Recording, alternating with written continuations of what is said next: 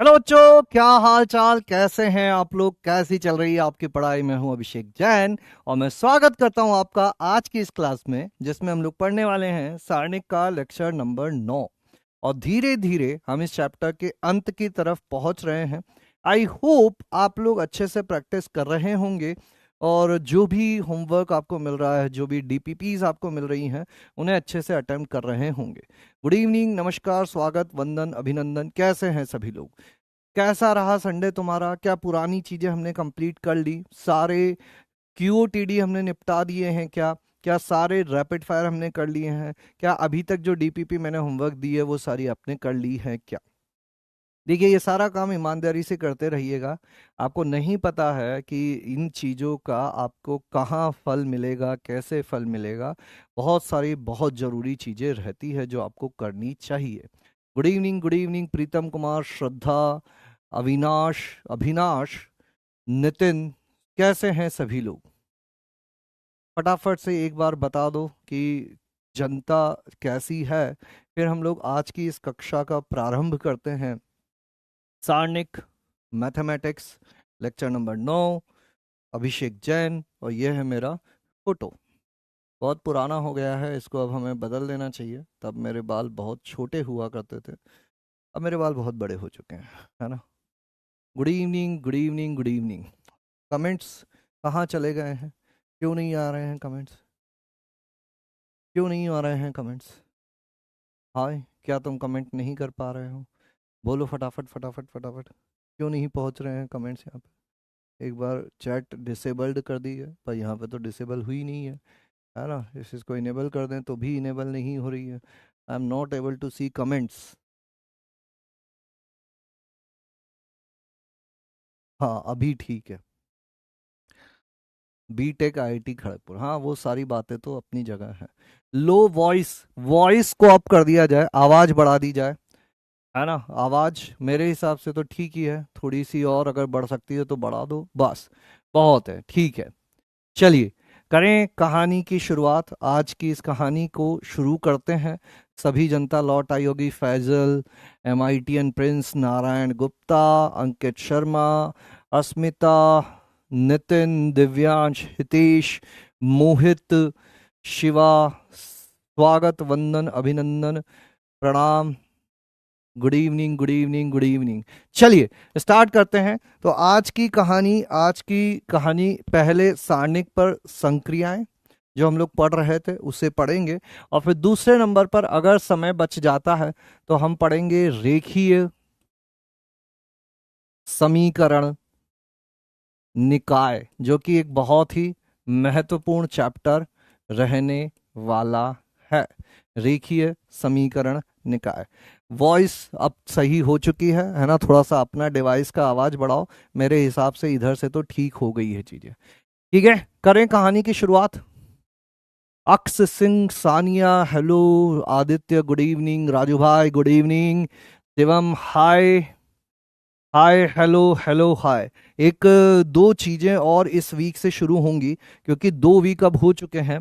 तो तुम्हें दिया जाएगा कुछ होमवर्क असाइनमेंट, और जो सबसे बढ़िया टाइम लिमिट के अंदर चीजें करके देंगे उन्हें हम लोग यहाँ पर प्रस्तुत भी करेंगे। ठीक है, गुड इवनिंग।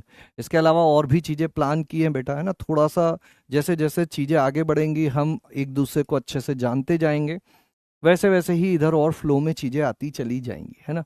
अभी सच बताएं तो तुम लोगों से जान पहचान बढ़ रही है, तुम भी थोड़ा सा फेमिलियर हो जाओ। जैसे ही मेरे हिसाब से लगभग 1 महीना होगा, हम लोग अलग रफ्तार पकड़ लेंगे, है ना। तब तक तुम जितना आनंद लेना है ले लो। अभी तुम्हारा एक तरह से जो है वो गर्मी की छुट्टियां ही चल रही है, यही मान लो। ठीक है।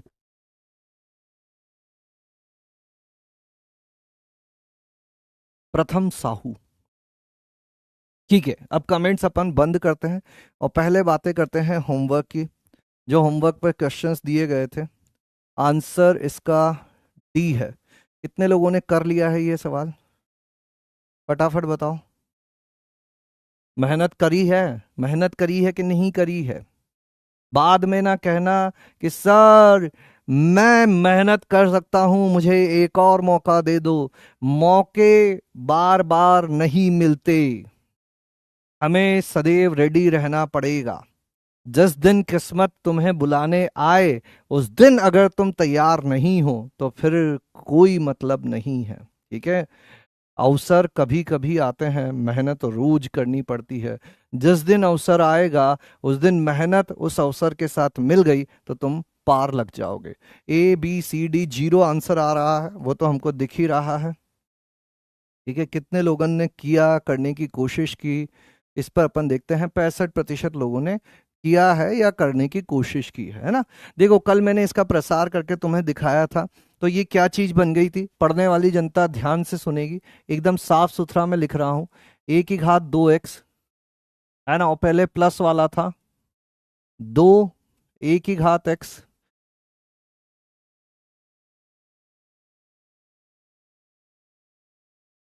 इसके प्रसार को मैं ऐसा लिख रहा हूं, a की घात 2x +2 गुणा a की घात -2x।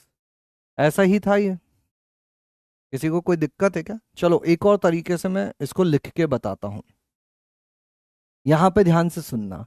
अगर आपको पता हो कि P+Q का स्क्वायर क्या होता है, P+Q का स्क्वायर होता है P² +2PQ +Q², है ना। ये बात मैंने कल भी बताई थी आप लोगों को। ध्यान से सुनना, एक ही बार समझाऊंगा। होमवर्क के क्वेश्चन केवल एक ही बार समझाए जाएंगे, क्योंकि यह माना जाएगा कि आपने घर पे उस पर समय दिया है, और जब मैं समझा रहा हूं तो आप उससे लिंक कर पा रहे हैं। ठीक है, ये कितना हो जाएगा अपना a की घात x +a की घात -x का स्क्वायर। ये हो जाएगा a की घात x का स्क्वायर +2 गुणा a की घात x गुणा a की घात -x का होल स्क्वायर। इसको अपन क्या लिख सकते हैं, a की घात 2x, और ये चीजें एक दूसरे से कट जाती है तो ये 2 बन जाता है, और ये बन जाता है a की घात -2x। इतनी बातें हमने पिछली क्लास में कर ली थी, इसी से कहानी आगे बढ़ाएंगे अपन। ये हो जाएगा a की घात 2x +2 गुणा a की घात -2x।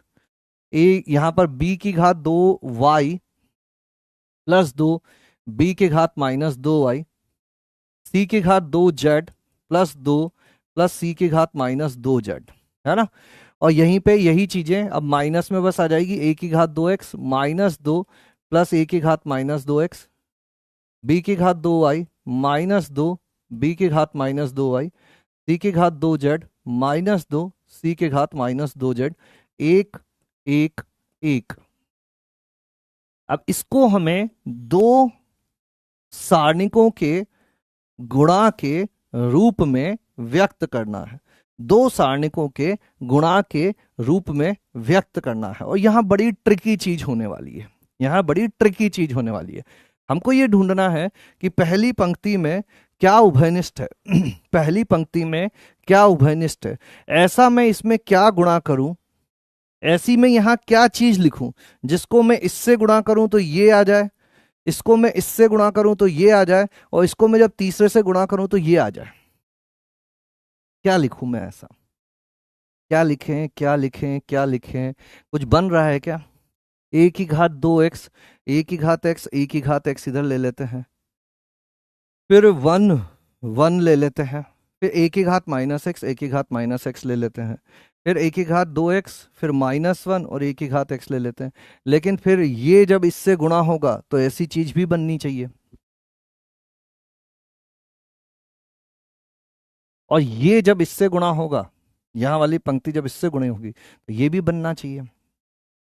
मतलब a की घात 2x को तो अपन को यहीं रखना पड़ेगा, a की घात -2x को अपन को यहीं रखना पड़ेगा, है ना। क्योंकि ये पंक्ति जब इससे इससे और इससे गुणा होगी तभी पहला चीज मिलना चाहिए, तभी पहली चीज मिलनी चाहिए, है ना। दूसरा वाले में पूरे में बी बी बी चल रहा है, तो मतलब b की घात 2y, b की घात -2y मैं यहीं रखूंगा, और c की घात 2z और c की घात -2z मैं यहीं रखूंगा। ठीक है, अब मैं यहां पे लिख देता हूं 1, यहां पे लिख देता हूं मैं 2, और यहाँ लिख देता हूँ 1। ऐसे मैं ट्राई ट्राई कर रहा हूँ, है ना। कोई भी ये नहीं बोलेगा कि सर आपको कैसे पता चल रहा है, मैं बस ट्राई कर रहा हूँ। मैंने पहले ये देखा कि अगर मैं इस वाली चीज को यहाँ भी लेता हूँ तो फिर तो ये दूसरी पंक्ति पहले से गुणा होगी, तो फिर तो एक्स इसमें भी आएगा, लेकिन इसमें तो एक्स दिख नहीं रहा है। एक्स केवल पहली पंक्ति में, पहली पंक्ति केवल पहली पंक्ति से ही आनी चाहिए, इसके अलावा इधर से नहीं आनी चाहिए, ठीक है। अब यहां तक की बातें तो हो गई। तो देखो a की घात 2x दिख गया मुझे, प्लस अगर मैं यहां पर 1 लिख दूं तो ये 2 भी आ जाएगा। यहां तक की व्यवस्था भी बैठ रही है।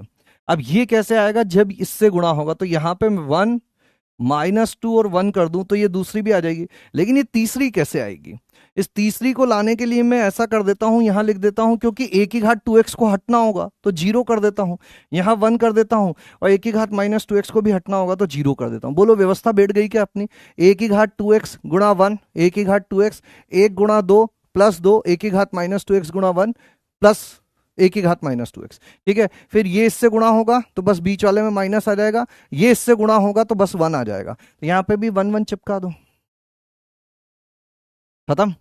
अब यहां देखोगे तो क्या ये समानुपाती है, 1 1 0 1 1 0, तो पूरा क्या हो जाना है, उधर वाली सारणिक में चाहे कुछ लिखा हुआ हो, इधर वाली 0 हो जाएगी और पूरा का पूरा 0 हो जाएगा। आया क्या मजा, मजा आया क्या, बोलो मजा आया क्या।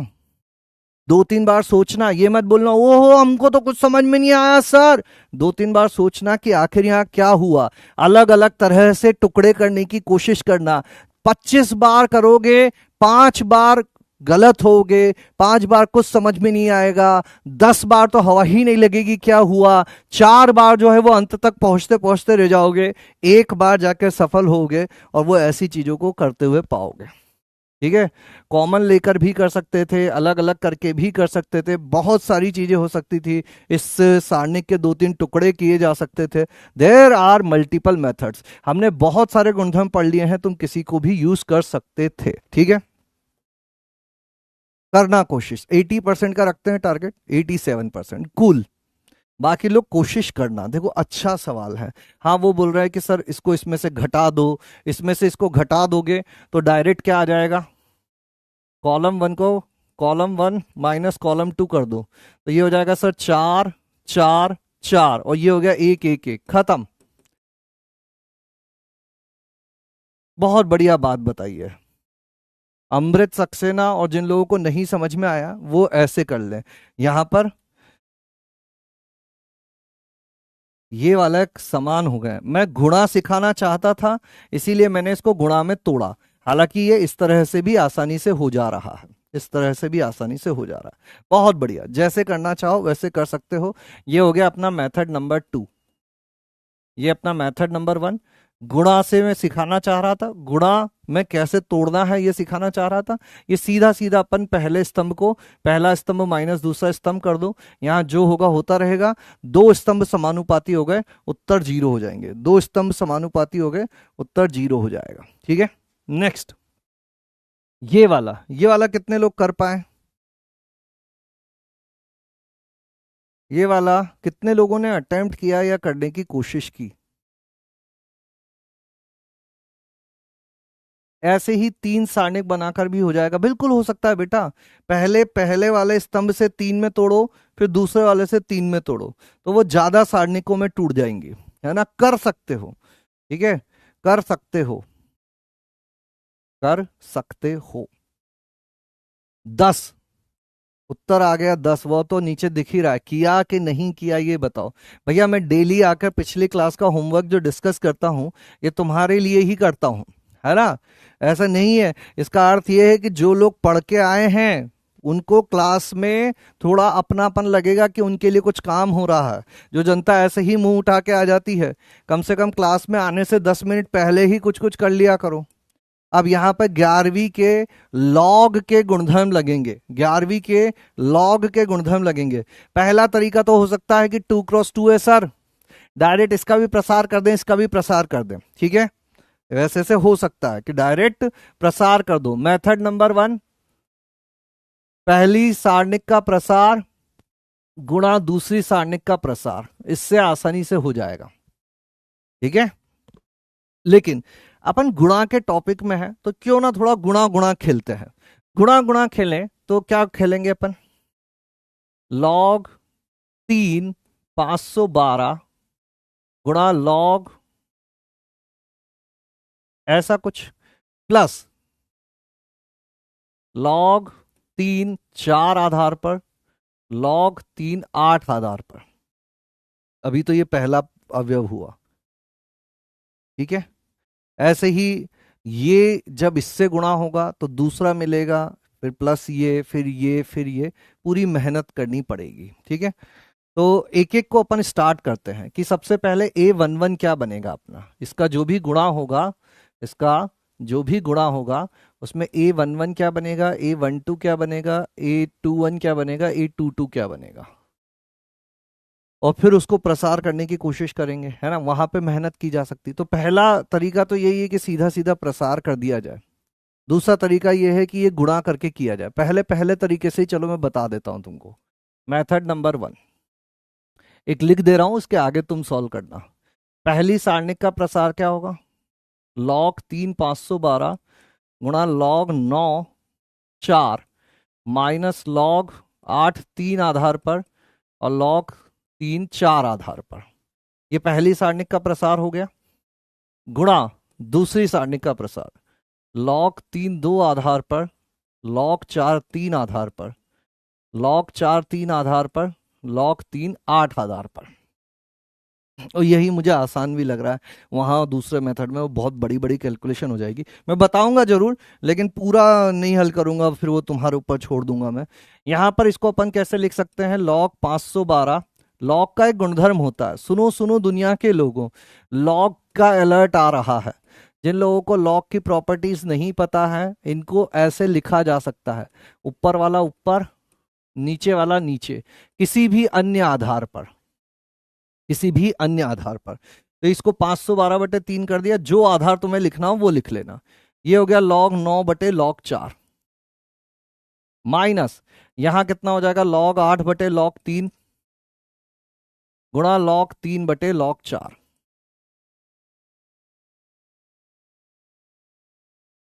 आगे आ जाते हैं।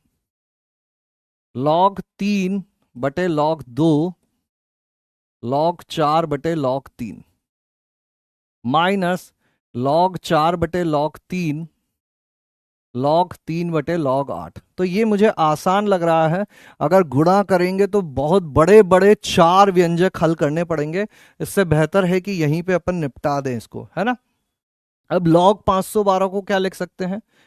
2 की घात 9, log 3 को 3 रहने दो, log 9 को लिख सकते हैं 3 की घात 2, और log 4 को लिख सकते हैं 2 की घात 2। एक बात याद रखना कि ये जो घात होती है ये आगे आ जाया करती है। किसी को नहीं पता है तो इस तरह से समझ लो कि अगर m की घात अल्फा लिखा है तो ये log अल्फा log m हो जाया करता है। माइनस ये क्या होगा, ये इससे कट जाएगा। यहां पर log 8 को क्या लिख सकता हूं मैं? 2 की घात 3। log 4 को क्या लिख सकता हूं? 2 की घात 2। गुणा ये 3 से 3 कट गया, ऊपर log 4 को क्या लिख सकते हैं? 2 की घात 2/log 2। माइनस ये 3 से 3 कट गया, log 4 को लिख सकते हैं 2 की घात 2, और log 8 को लिख सकते हैं 2 की घात 3। आगे बढ़ाते हैं कहानी। अब क्या होगा, घात आगे आ जाएगी। घात आगे आ जाएगी तो ये कितना बन जाएगा? 9 log 2/log 3 गुणा 3 log 2/2 log 2। 2 log 3, ये 2 आगे आएगा, माइनस ये हो जाएगा 3 log 2/2 log 2। ये पहला वाला हो गया। गुणा यहां पर 2 log 2/log 2 minus 2 log 2/3 log 2। तो कितनी हो रही है चीजें? ये log 2 से ये log 2 कैंसिल, ये log 3 से ये log 3 कैंसिल, इस 2 से ये 2 कैंसिल, ये log 2 से ये log 2 कैंसिल। पहले वाले कोष्टक में क्या आ गया? 9 - 3/2। गुणा यहाँ क्या आएगा? ये log 2 से log 2 कैंसिल, log 2 से log 2 कैंसिल, 2 - 2/3। तो ये कितना हो जाएगा?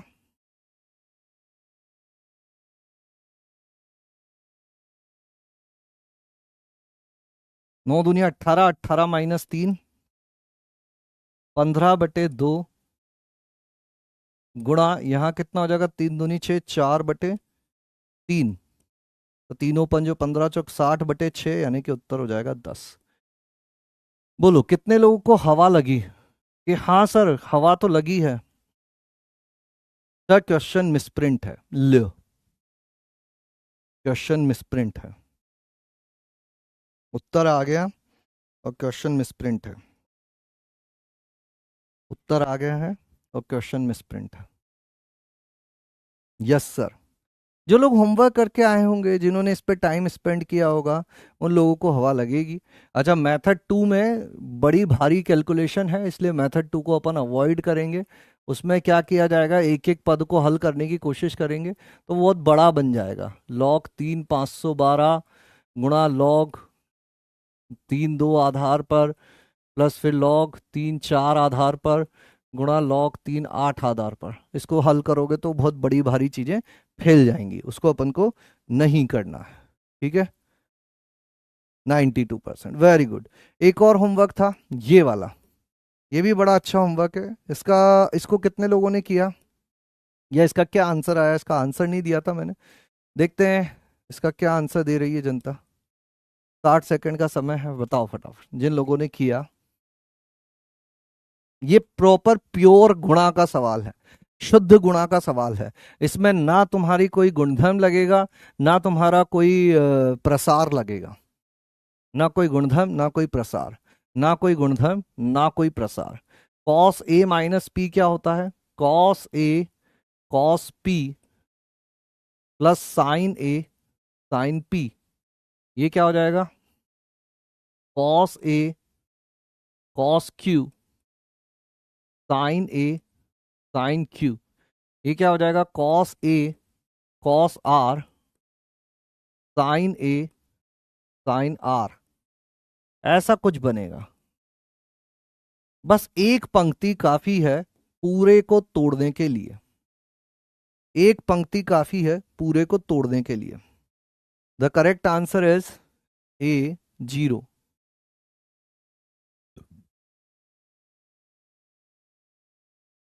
लेकिन आया कैसे, सभी लोग काम बंद कर देंगे, है ना, छोड़ दो भैया, थोड़ा सीख लो, सिखा रहे हैं सीख लो, अभी और सवाल दूंगा वहां पे फैल जाओगे नहीं तो फिर। हमें यह बात पता है कि जब भी बड़ी बड़ी सारणिकें आए तो एक चीज दिमाग में आ सकती है कि क्यों ना इसको दो सारणिकों के गुणा के रूप में लिख लें। जब ये इतना बड़ा कुछ हमें दिख रहा था तो एक तरीका तो एक प्रसार वसार कर देते, कुछ कुछ संक्रिया लगाने की कोशिश करते, कुछ गुणधर्म लगाने की कोशिश करते, लेकिन कुछ मजा आ नहीं रहा था। तो हमने सोचा क्यों ना इसको दो सारणिकों के गुणा के रूप में लिखा जाए, क्यों ना इसको दो सारणिकों के गुणा के रूप में लिखा जाए। अब दो सारणिकों के गुणा के रूप में लिखने के लिए पहले प्रसार करके लिखना जरूरी होता है। तो ये हो जाएगा cos A cos P plus sine A sine P, cos A cos Q sine A sine Q, cos A cos R sine A sine R. समझदार लोगों को तुरंत से क्लिक हो गया कि क्या होने वाला है। भाई पहली पंक्ति में उभयनिष्ठ क्या चल रहा है, cos A sign A, cos A sign A, cos A sign है, मतलब यहां कॉस ए और साइन ए ये आना चाहिए। एक बार कॉस ए साइन ए किससे गुणा हुआ, कॉस पी साइन पी से गुणा हुआ, बोलो हाँ या ना। फिर कॉस ए साइन ए किससे गुणा हुआ, कॉस क्यू साइन क्यू से गुणा हुआ। फिर कॉस ए साइन ए किससे गुणा हुआ, कॉस आर साइन आर से गुणा हुआ, बोलो हाँ या ना। दूसरे में क्या होगा, बी बी बी, मतलब यहां क्या आ जाएगा, कॉस बी साइन बी। इतना तो देखते ही तुम्हें चमक में समझ में आ जाता होगा, चमक जाता होगा कि भाई ये चीज होने वाली है। समझ गए बात को। अब बोलो, हाँ सर यहां तक तो ठीक है, लेकिन ये तीसरे का क्या करें, सारणिक तो 3/3 की होती है, इसको कहां से लाओगे। अरे भाई तो +0 +0 +0 लिख दूं क्या, मतलब 0 0, cos A cos P plus sine A sine P plus 0, cos A cos Q plus sine A sine Q plus 0 × 0, cos A cos R sine A sine R 0 × 0, इधर 0 इधर 0। अब किसी सारणिक के अगर एक स्तंभ या एक पंक्ति में पूरा 0 आ जाए तो पूरी की पूरी चीज क्या हो जाया करती है, 0 हो जाया करती है। बोलो मजा आया क्या।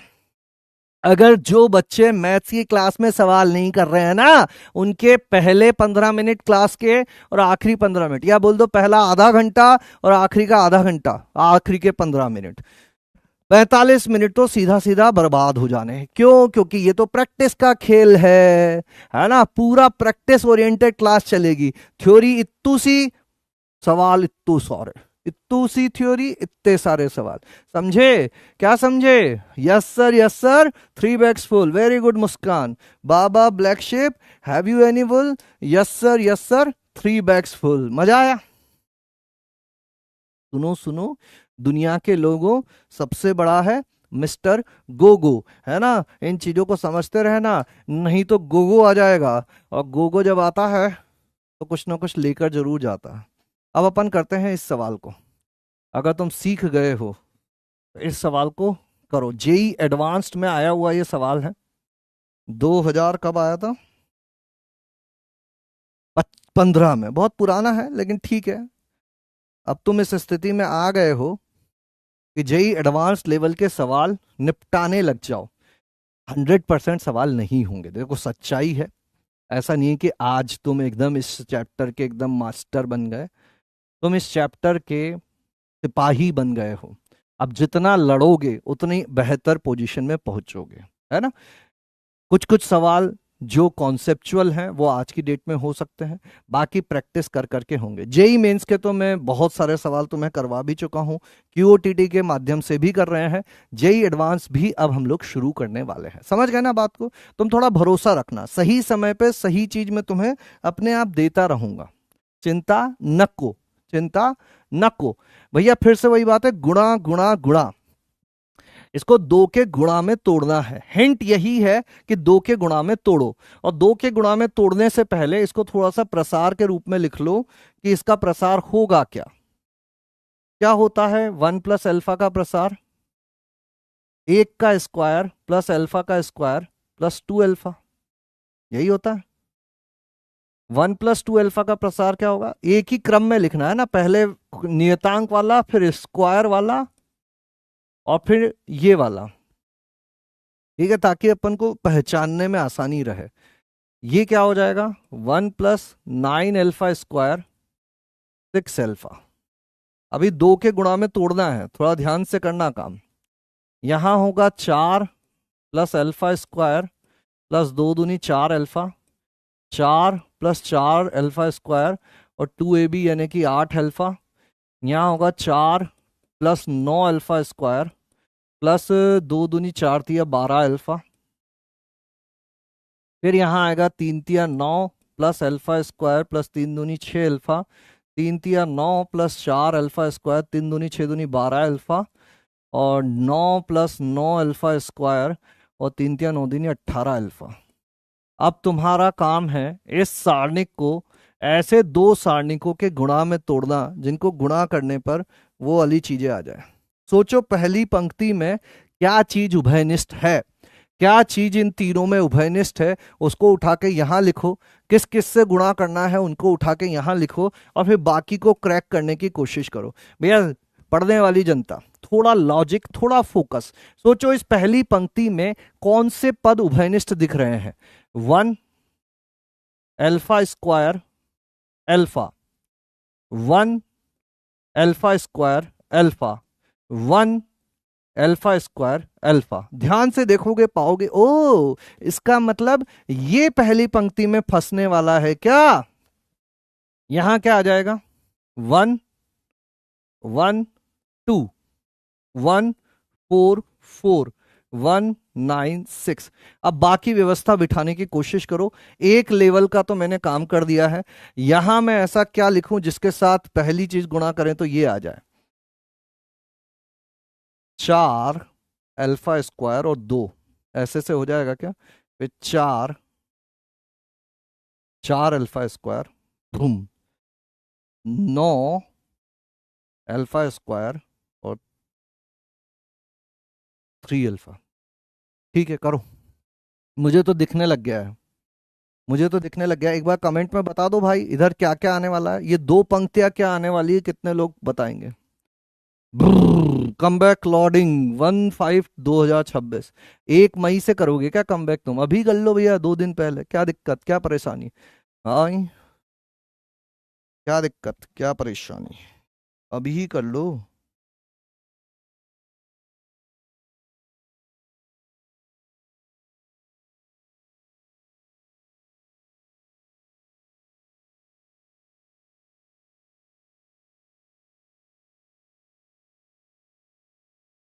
अभी ही कर लो। बताओ।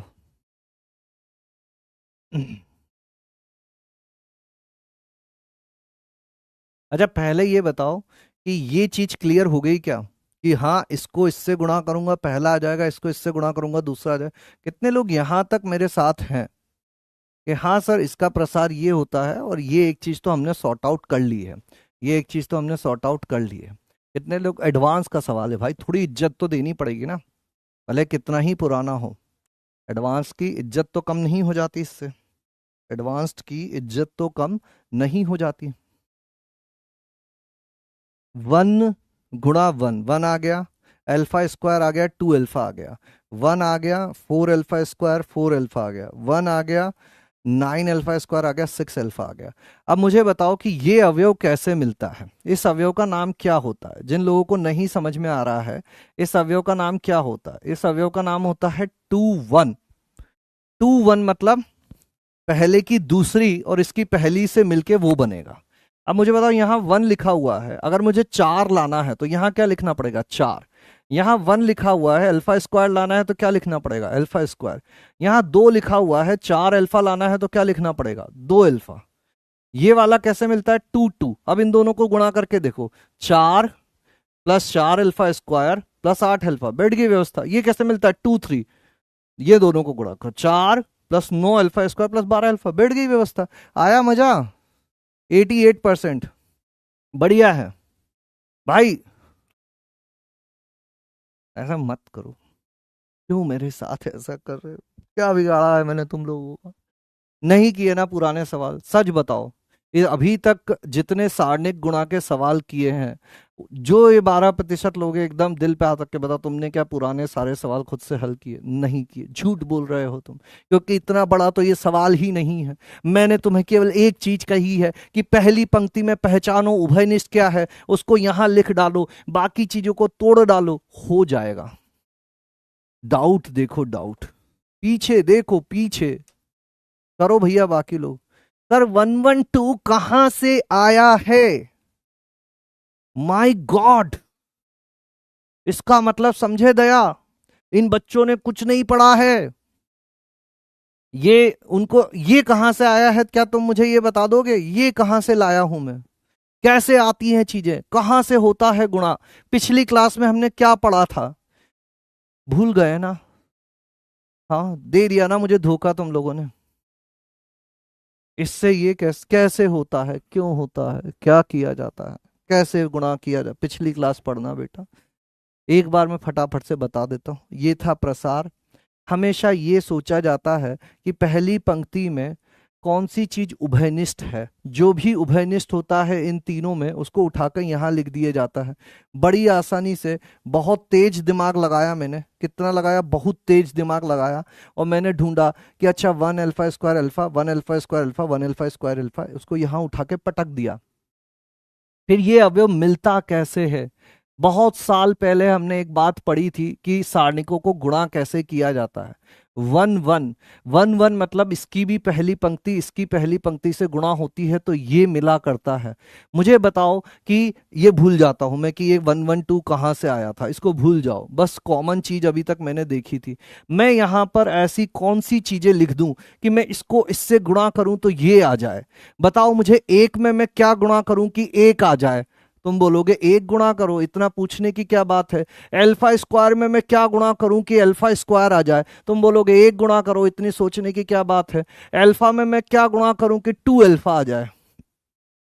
ऐसे ही बाकी भी मैंने सोचा कि ये लाने के लिए इसको इससे गुणा किया जाता है। एक में मैं क्या गुणा करूं कि एक आ जाए? एक गुणा करो। अल्फा स्क्वायर में मैं क्या गुणा करूं कि 4 अल्फा स्क्वायर आ जाए? है ना? आ गई बात, समझ में आ गई? नहीं पढ़ा था ना पुराना? पता था मुझे, क्योंकि ये बात मैं कम से भी कम नहीं तो 20 बार तो बोल चुका हूं। अब आगे की बातें करते हैं। 8 2 1, दूसरी पंक्ति इससे गुणा होगी। यहां मैं ऐसा क्या लिखूं जिसको इसके साथ गुणा करने पे वो आ जाए?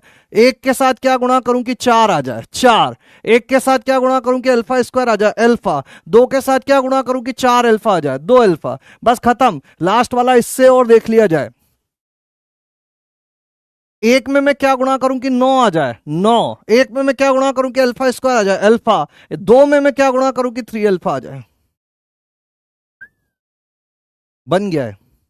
अब अगर यहां तक पहुंच गए हो तो आगे का काम अब हम लोग कर सकते हैं। कैसे?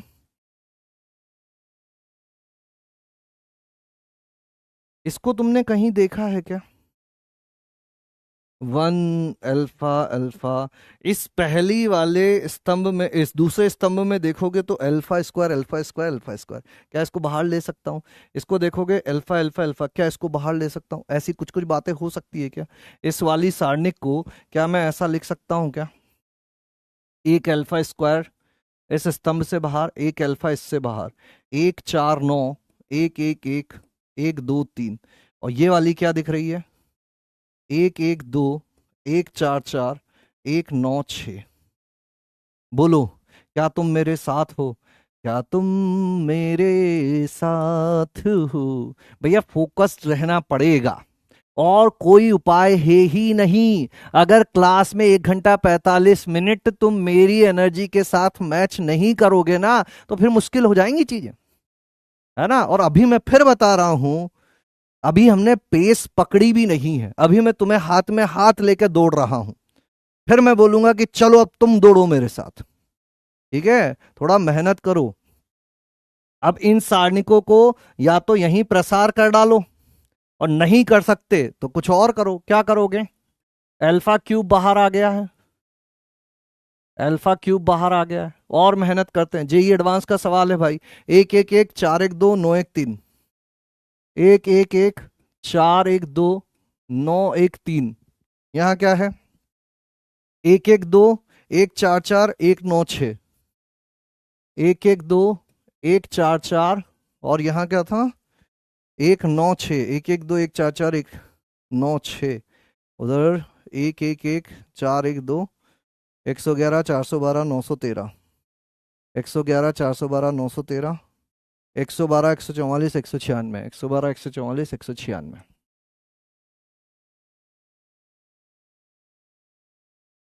अब क्या हुआ? अब क्या, आप फोकस्ड हो गए?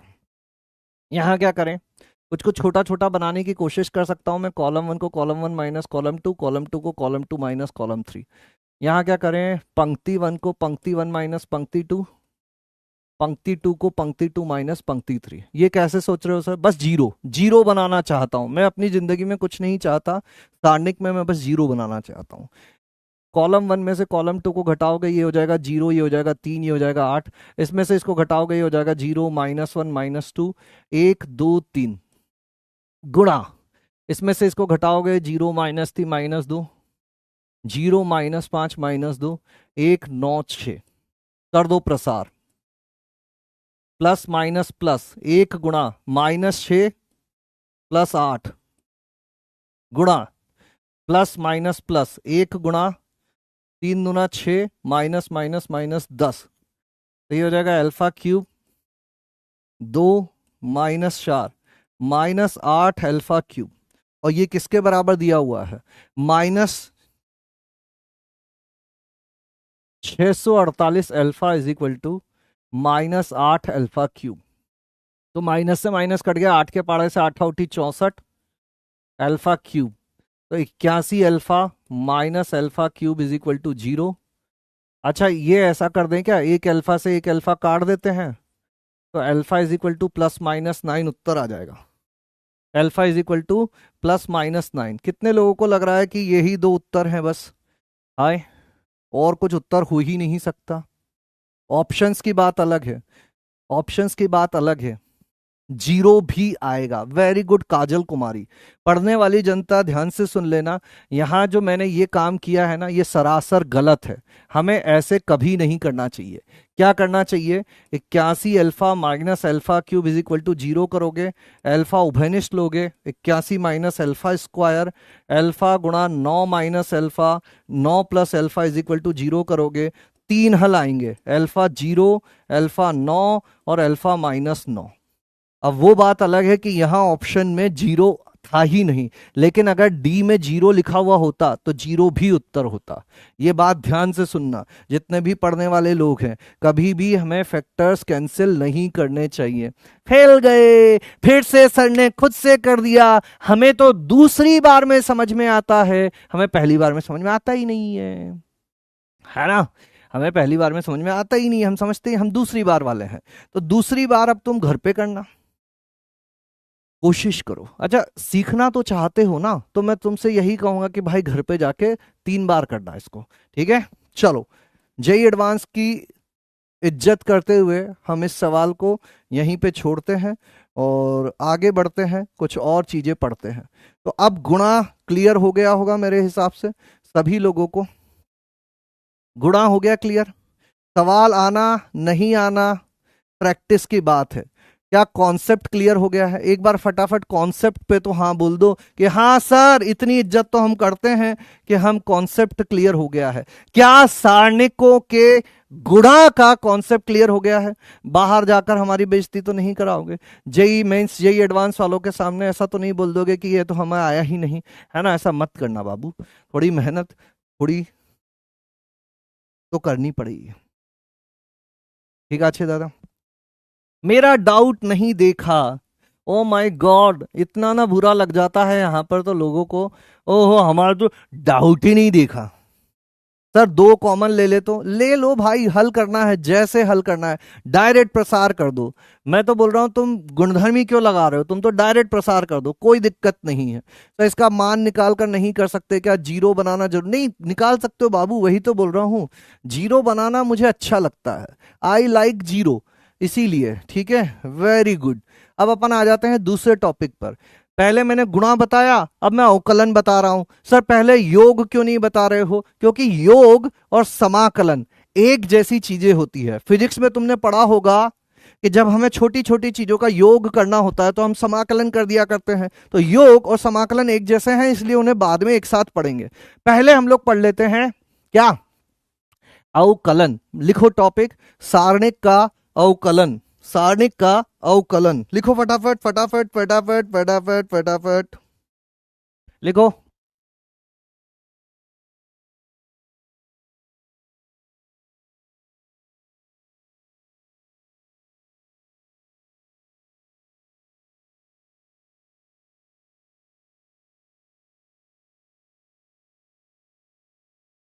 ठीक है, अब टॉपिक लिखने के बाद लिखना बिल्कुल बंद कर देना। अगर जिंदगी में सही में कुछ बड़ा करना चाहते हो, अवकलन सीखना चाहते हो, तो ये काम तो करना पड़ेगा।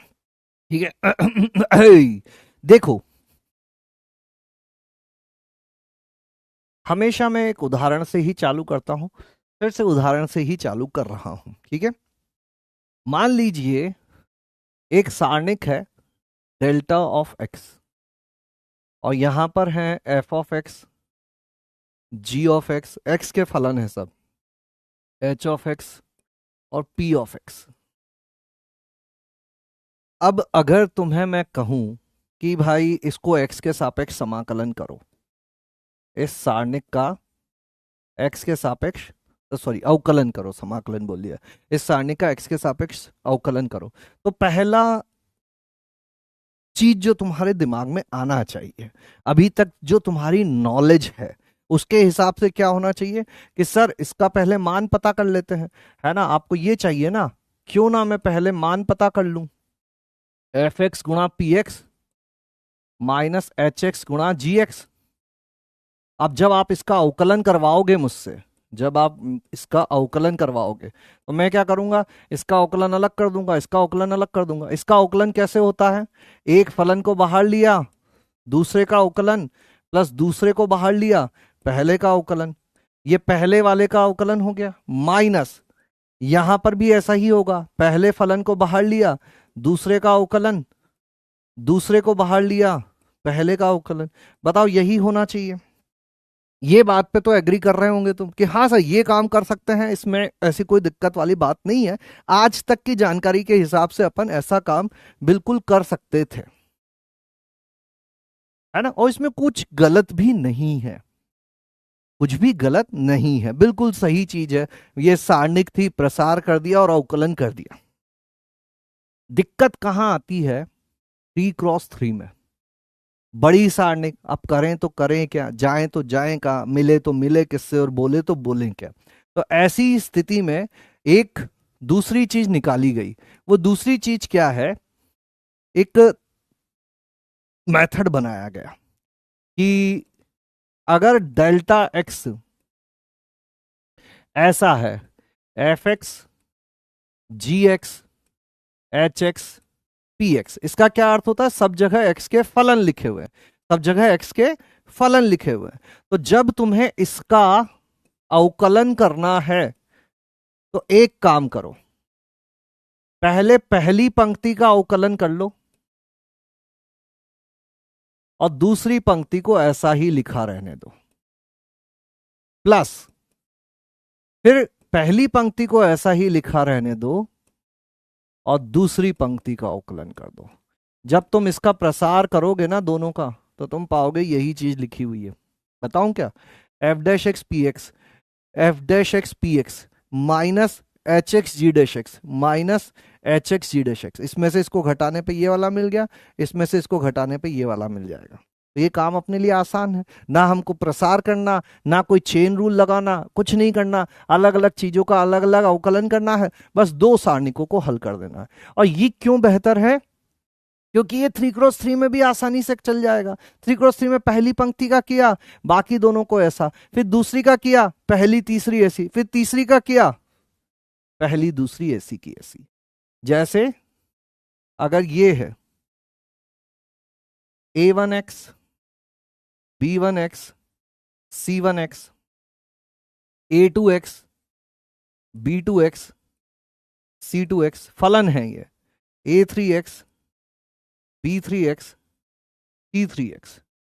तो जब इसका अवकलन करना होगा तुमको, जब इसका अवकलन करना होगा तो तुम्हें क्या करना होगा? पहले पहली पंक्ति को ऐसे ही रखा, a1x, नहीं पहली पंक्ति का अवकलन कर दो, a1x, b1x, c1x। बाकी को ऐसा का ऐसा उतार दो, a2x को ऐसा का ऐसा लिख दो, b2x को ऐसा का ऐसा लिख दो, c2x को ऐसा का ऐसा लिख दो, a3x, b3x, c3x। फिर प्लस अब दूसरी पंक्ति का अवकलन करना, तो a2 वाला जो दूसरी पंक्ति के फलन है उनका अवकलन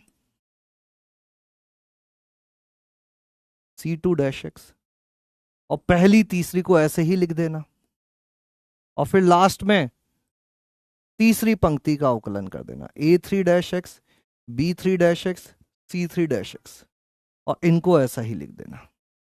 बोलो, पहले इस चीज को लिख डालो, फिर अपन इस पे सवाल करेंगे। अगर किसी को नहीं समझ में आया घबराना मत, अभी सवाल करेंगे, वहां पे और क्लैरिटी आ जाएगी। अभी जो लिख रहा हूं, जो कर रहा हूं, उसको समझने की कोशिश करो, जितना समझ में आ जाए अच्छी बात है, नहीं तो सवालों से समझना। बात क्लियर है? पहली पंक्ति को किया, दूसरी ऐसी, पहली को छोड़ दिया, दूसरी का अवकलन कर दिया, यहाँ पे एक एक करके तीनों पंक्ति का कर दिया। आप भूम, वेरी गुड शिवांश। शिवांश भाई एकदम परफेक्ट इंसान है ना। Very good Shivansh, very very very very good, very very very very good.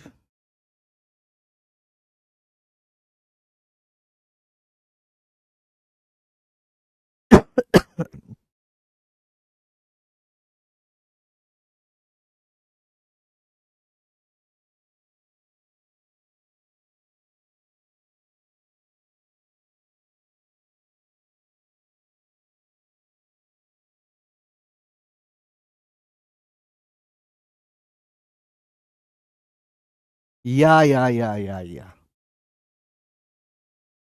95 cool. तो पहले ही 2x2 वाले से शुरू करते हैं। फिर उसके बाद अगला 3x3 वाला करेंगे। जैसे कि ये एक सवाल है, तो तुम्हें a+b का मान बताना है कि a कितना होगा और b कितना होगा। सोचो सोचो क्या उत्तर है। कमेंट्स अपन बंद ही रखेंगे, अपन बात करेंगे डाउट्स पर। हाय हाय डाउट, होए डाउट। कॉलम से भी कर सकते हैं क्या? बिल्कुल कर सकते हैं, अभी मैं थोड़ा सा बाद में बताता हूँ उस चीज को, पर तुमने बोल दिया तो ठीक है।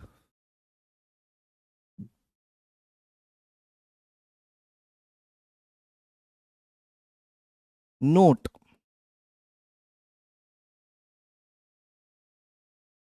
चूंकि एक सारणिक और उसका परिवर्त सारणिक तो एक ही जैसा होता है ना, तो यहां पर स्तंभ के सापेक्ष भी किया जा सकता है। HX और क्या लेके आता अपन ने, PX लिया था, तो D of delta x upon DX, पहले स्तंभ का अवकलन, दूसरे को ऐसा ही रख दिया,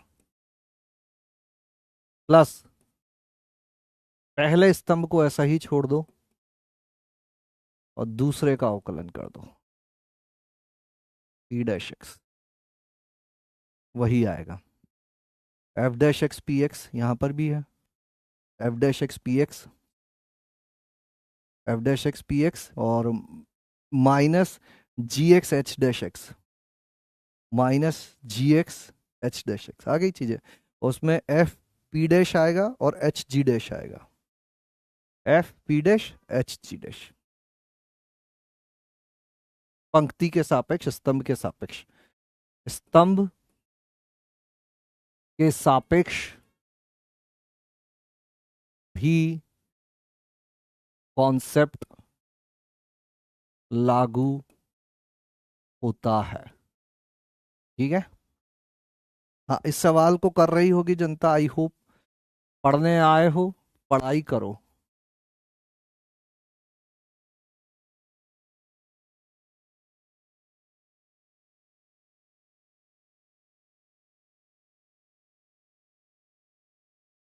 करो।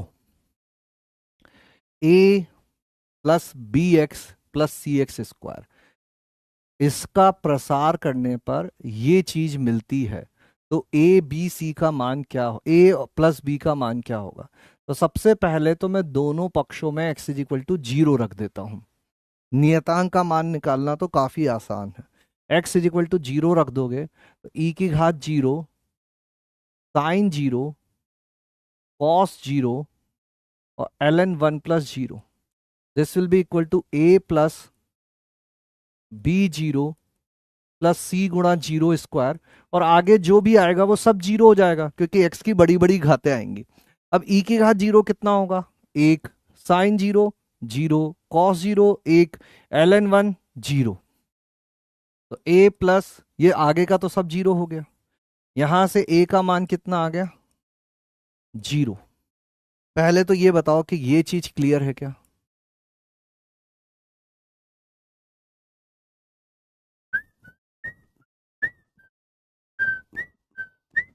फटाफट फटाफट फटाफट फटाफट फटाफट फटाफट, टाइम नहीं है, फटाफट फटाफट फटाफट फटाफट, आगे बढ़ते जाओ बढ़ते जाओ बढ़ते जाओ, आगे बढ़ते जाओ।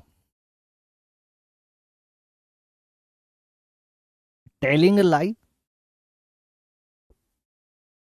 क्लियर। पहले वाले में तो अवकलन वगैरह की जरूरत ही नहीं है क्योंकि सीधा सीधा x0 रखेंगे, ये सारी चीजें खत्म हो जाएंगी और a का मान प्राप्त हो जाएगा। असली मजा आता है जब हमें b का मान ज्ञात करना हो। ln का मान कैसे ज्ञात किया, log का किसी भी आधार, log 1 किसी भी आधार पर शून्य होता है।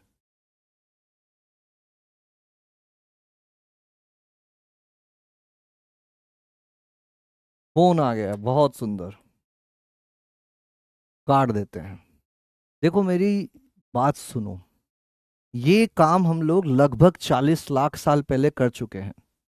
अपने इसी चैप्टर का पहला दूसरा लेक्चर देखोगे ना, इवन शायद पहले लेक्चर का जो QOTD था ना, वो ऐसा ही था, जिसमें मैंने कहा था कि भाई अगर ये चीज इसके तुल्य है तो सारे मानों के लिए है। अगर मुझे ये A चाहिए तो मुझे क्या करना है, इन सबको हटाना है। ये सब कब हटेंगे, जब x 0 रख दो। मैंने यहाँ x इज इक्वल टू 0 रख दिया। x इज इक्वल टू 0 कहाँ रखोगे, अरे भाई x इज इक्वल टू 0 यहाँ रख रहे हो तो यहाँ भी रखोगे। यहाँ 0 रखा, ये चीज हो गई, यहाँ 0 रखा, ये चीज हो गई। e की घात 0 1, साइन 0 0, कॉस 0 1, ये 0 0 हो गया। ये सारी चीज a तो ऐसा का ऐसा रहेगा, b गुणा 0, और आगे बड़ी बड़ी घातें आएंगी वो सब भी हट जाएंगी। इस सारणिक का प्रसार कर दिया, इज इक्वल टू 0 आ गया। अब जो लोग याद कर पाए अच्छी बात है, नहीं तो भैया पढ़ के आओ, है ना। जो लोग पढ़ के आए हैं, पढ़ रहे हैं, उनका थोड़ा तो सम्मान करना पड़ेगा। मजेदार चीज जो हमें सीखनी है, जो नया कॉन्सेप्ट है, वो अब आएगा। पढ़ने वाली जनता एकदम काम रोक कर ध्यान से सुनना। मुझे एक चीज बताओ कि इस b का मान मैं लाऊं तो लाऊं कैसे, इसके साथ x है।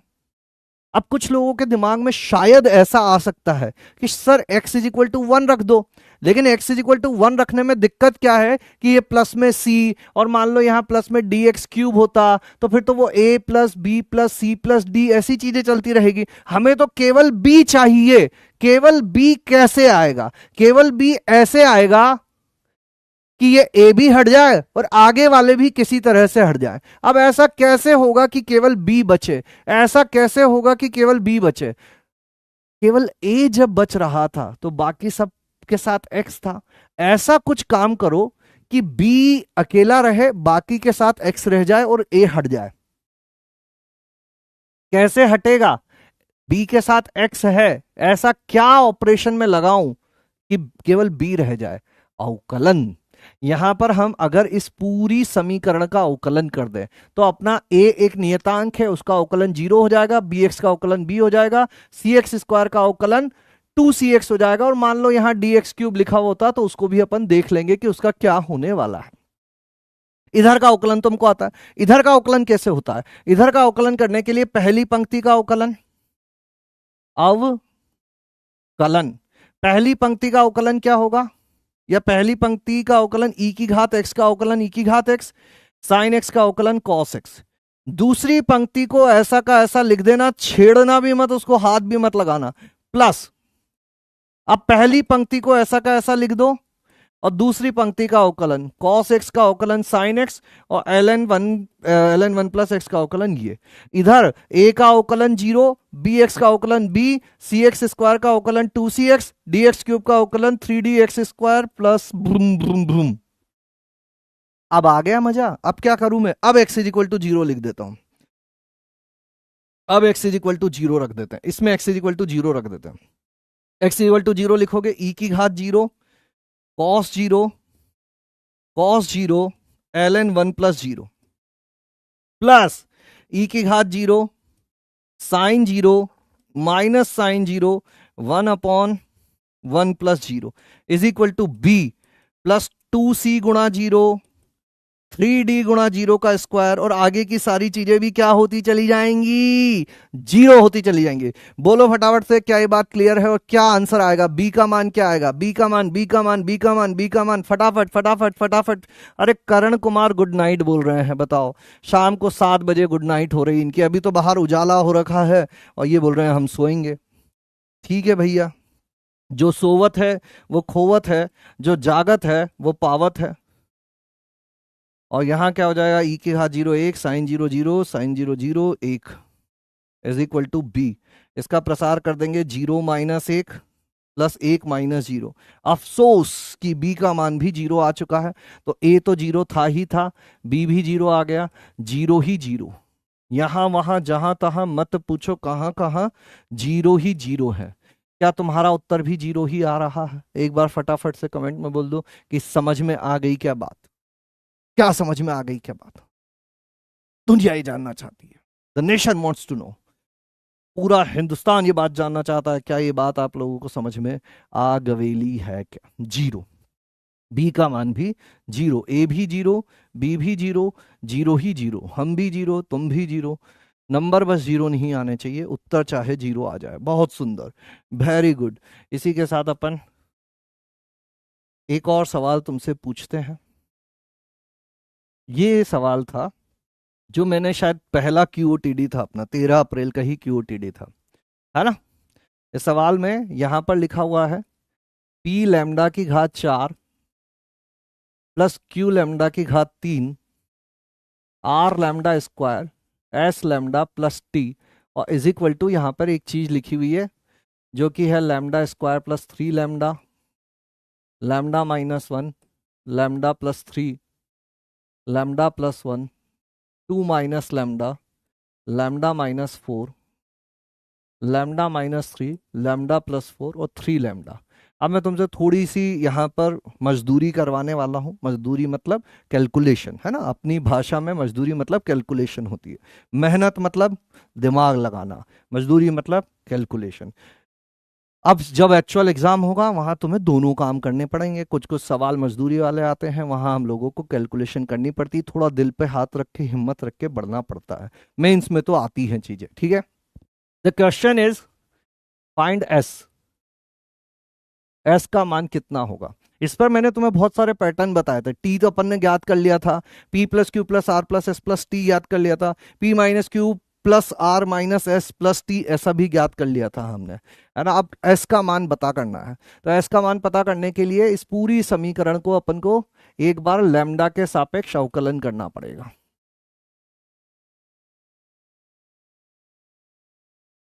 ये क्या हो जाएगा, 4p lambda square plus 3q lambda, 4p lambda Q, 3q lambda square, 2r lambda plus s। और यहां पर जब अवकलन होगा तो इतनी आसानी से नहीं होगा, वो 3 बार में होगा। और जब ये काम कर लोगे उसके बाद क्या करोगे, लैम्डा इज इक्वल टू 0 रखोगे। जब लैम्डा, देखो तुम्हें थोड़ा सा इसमें भी स्मार्टनेस से कैसे काम किया जा सकता है वो बता रहा हूं मैं। लैम्डा इज इक्वल टू 0 रखने पर ऊपर क्या बन जाएगा अपने पास, 4p 0 cube 3q 0 square 2r गुणा 0 प्लस s, है ना। और यहां जो 3 सारणी के आएंगी वो क्या आने वाली है वो मैं समझाता हूं तुमको। अवकलन किस किस का होगा, पहले में पहली पंक्ति का होगा बस, तो पहली पंक्ति लिख देता हूं। क्या हो जाएगी पहली पंक्ति का अवकलन, 2 लैम्डा प्लस 3, इसका अवकलन हो जाएगा 1 और इसका अवकलन हो जाएगा 1। फिर दूसरे में दूसरी पंक्ति का अवकलन लिख देता हूं, लैम्डा प्लस 1 का 1, 2 माइनस लैम्डा का माइनस 1, इसका 1। इसमें इसका लिख देता हूं 1 1 3। पहले ये चीज लिख लो,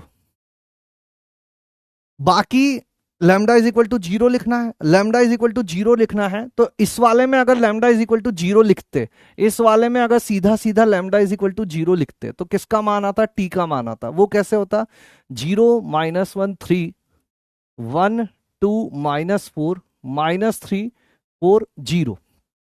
अब पहले वाले को तो ऐसा का ऐसा रखा, बाकी दो को ऐसा का ऐसा यहां उतार दो, क्योंकि 0 तो बाद में रख ही रहे हो, ये ऐसी की ऐसी पंक्ति रहेगी। यहां पर चाहो तो तुम्हें पूरा लिखना है तो ये पूरा लिखते रहना, 2 minus lambda, lambda minus 4, lambda minus 3, lambda plus 4 3 lambda. इसमें पहला और तीसरा लिखना, lambda square 3 lambda, lambda minus 1, lambda plus 3, है ना। और ये मजदूरी वाला काम हो रहा है, ये मजदूरी वाला काम हो रहा है।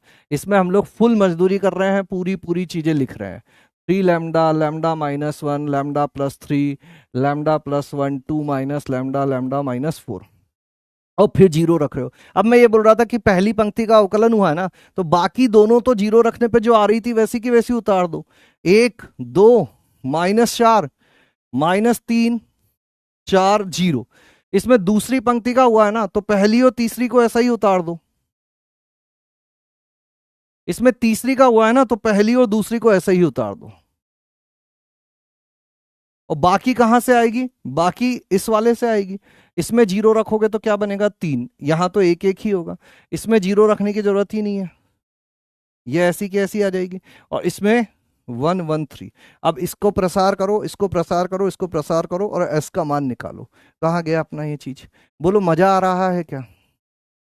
बहुत कम लोग जो हैं वो जुड़ पाए होंगे, इतना फोकस नहीं रह पाते हैं लोग, है ना। जिनको यहाँ पे नहीं समझ में आया वो इसको भूल जाओ। तुम तो इतनी याद रखो बात कि 3 को अलग अलग अवकलन करना है। पहले का अवकलन किया, बाकी दोनों को ऐसा उतार दिया। दूसरे का अवकलन किया, इनको ऐसा उतार दिया। तीसरे का अवकलन किया, फिर पूरे में लैम्डा इज इक्वल टू 0 लिख दिया। ये बन गया, इनका प्रसार कर लेंगे। 18 इज द करेक्ट आंसर। अब वो मुझे नहीं पता, तुम इसका प्रसार करना प्लस इसका प्रसार करना प्लस इसका प्रसार करना, और कल मुझे बताना कि एस का आंसर कितना आया था।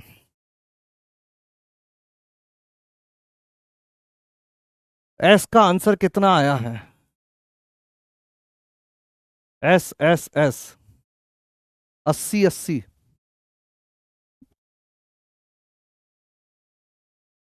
मुझे नहीं पता, कल करना।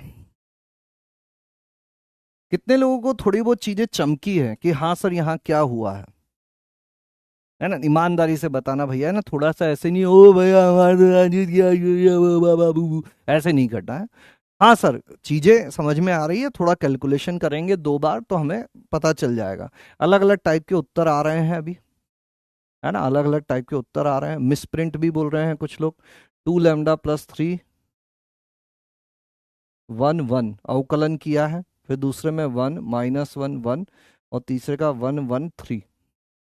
बाकी ऐसे के ऐसे उतार दिए गए हैं पर λ+1 2 माइनस लैम्डा λ-4 1 2 -4 1 2 -4, ठीक है, -340 -340 0 -1 3 0 -1 3। मुझे तो ठीक ही लग रहा है, पता नहीं क्या बोल रहे हैं। 1 2 -4 80 80% है क्या? 92, बहुत सुंदर, मजेदार, आहा सवाल, बड़ा मजेदार। Anyways, let's move to the next topic.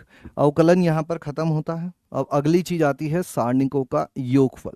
Again one important concept, क्योंकि जैसा योगफल है वैसा का वैसा समाकलन है। योगफल सीख गए, समाकलन सीख गए। योगफल में दिक्कत है, समाकलन में दिक्कत रहेगी, ठीक है? अब आगे बढ़ने से पहले मैं कुछ चीजें तुमसे पूछना चाहता हूं, है ना? ये कुछ बातें कितने लोगों को पता है?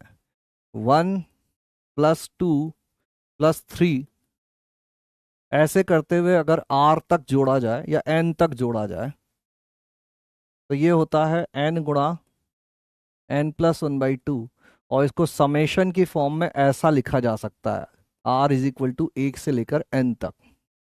ये पहला। दूसरा, 1² 2²। जिनको नहीं पता है, देखो कितनी पुरानी चीजें मैं उठा उठा के ला रहा हूँ, इतने लॉग, बेसिक्स ऑफ मैथमेटिक्स की चीजें, सीक्वेंस सीरीज की चीजें, ट्रिग्नोमेट्री की चीजें। ये क्या होता है, अगर तुम थोड़ा बहुत भी क्लास में ध्यान से देखो ना, तो बहुत सारा 11th यहाँ पर हम लोग पढ़ ले रहे हैं। बहुत सारा 11th यहाँ पर हम लोग पढ़ ले रहे हैं। तीसरे नंबर पर आता हूँ। 1³ 2³ 3³ n³। ये होता है n × n+1/2, और इस पूरे का स्क्वायर r³। ये पहली 3 चीजें। ये नहीं याद है तो अब से याद रखो, याद रखना इनको बहुत जरूरी है। चौथी चीज पर आता हूं।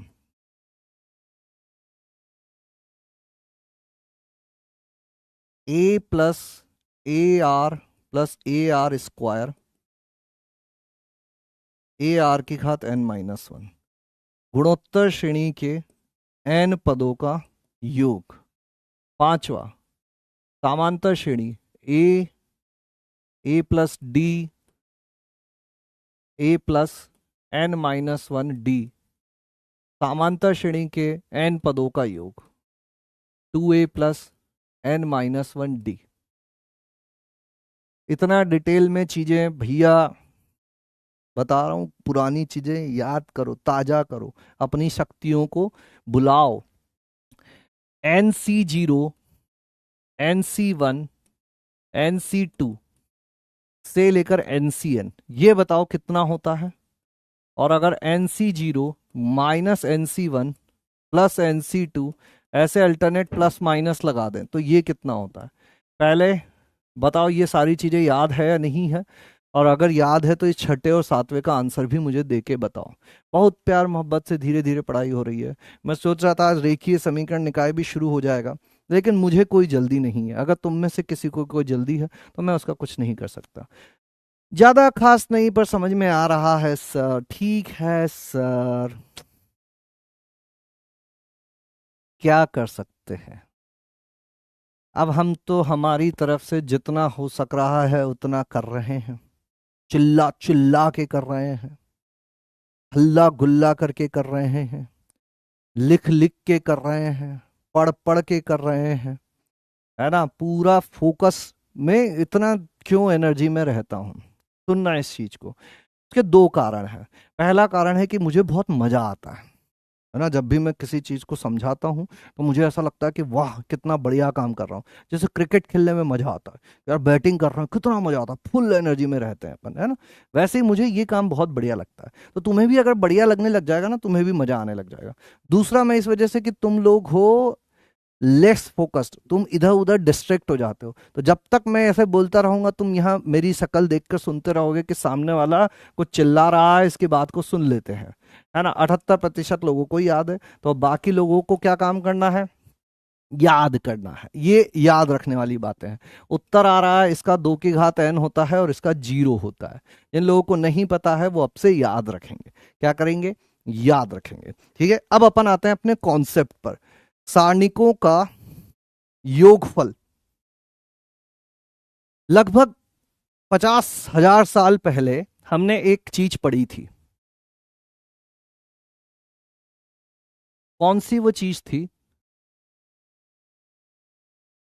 वो ये चीज थी कि A B P Q plus C D P Q.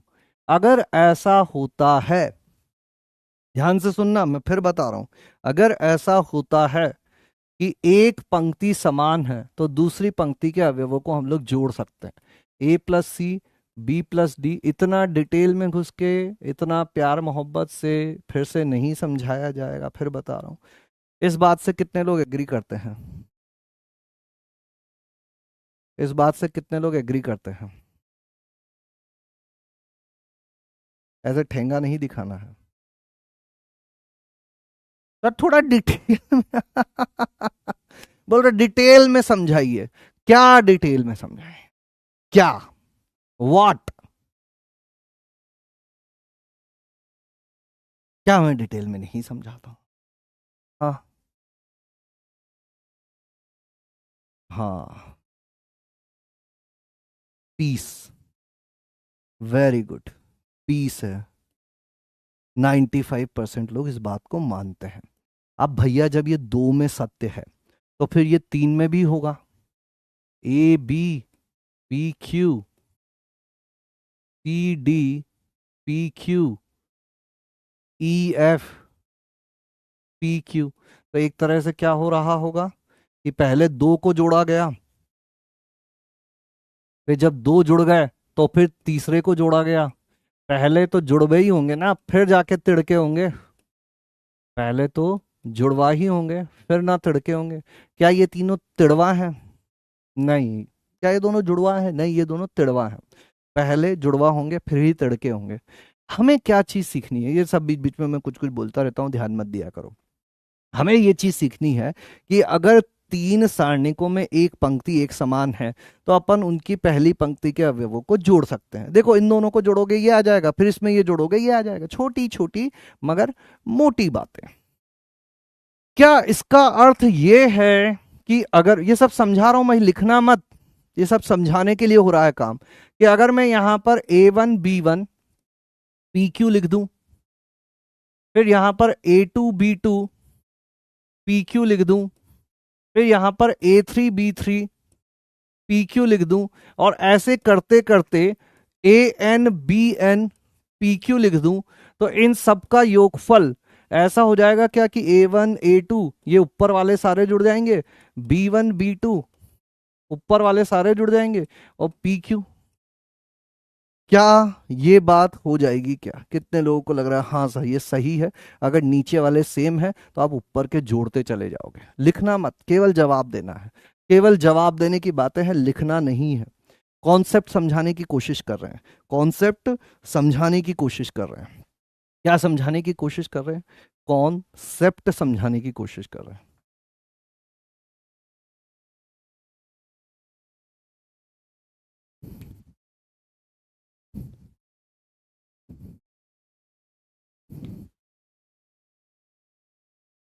हाँ सर, यस।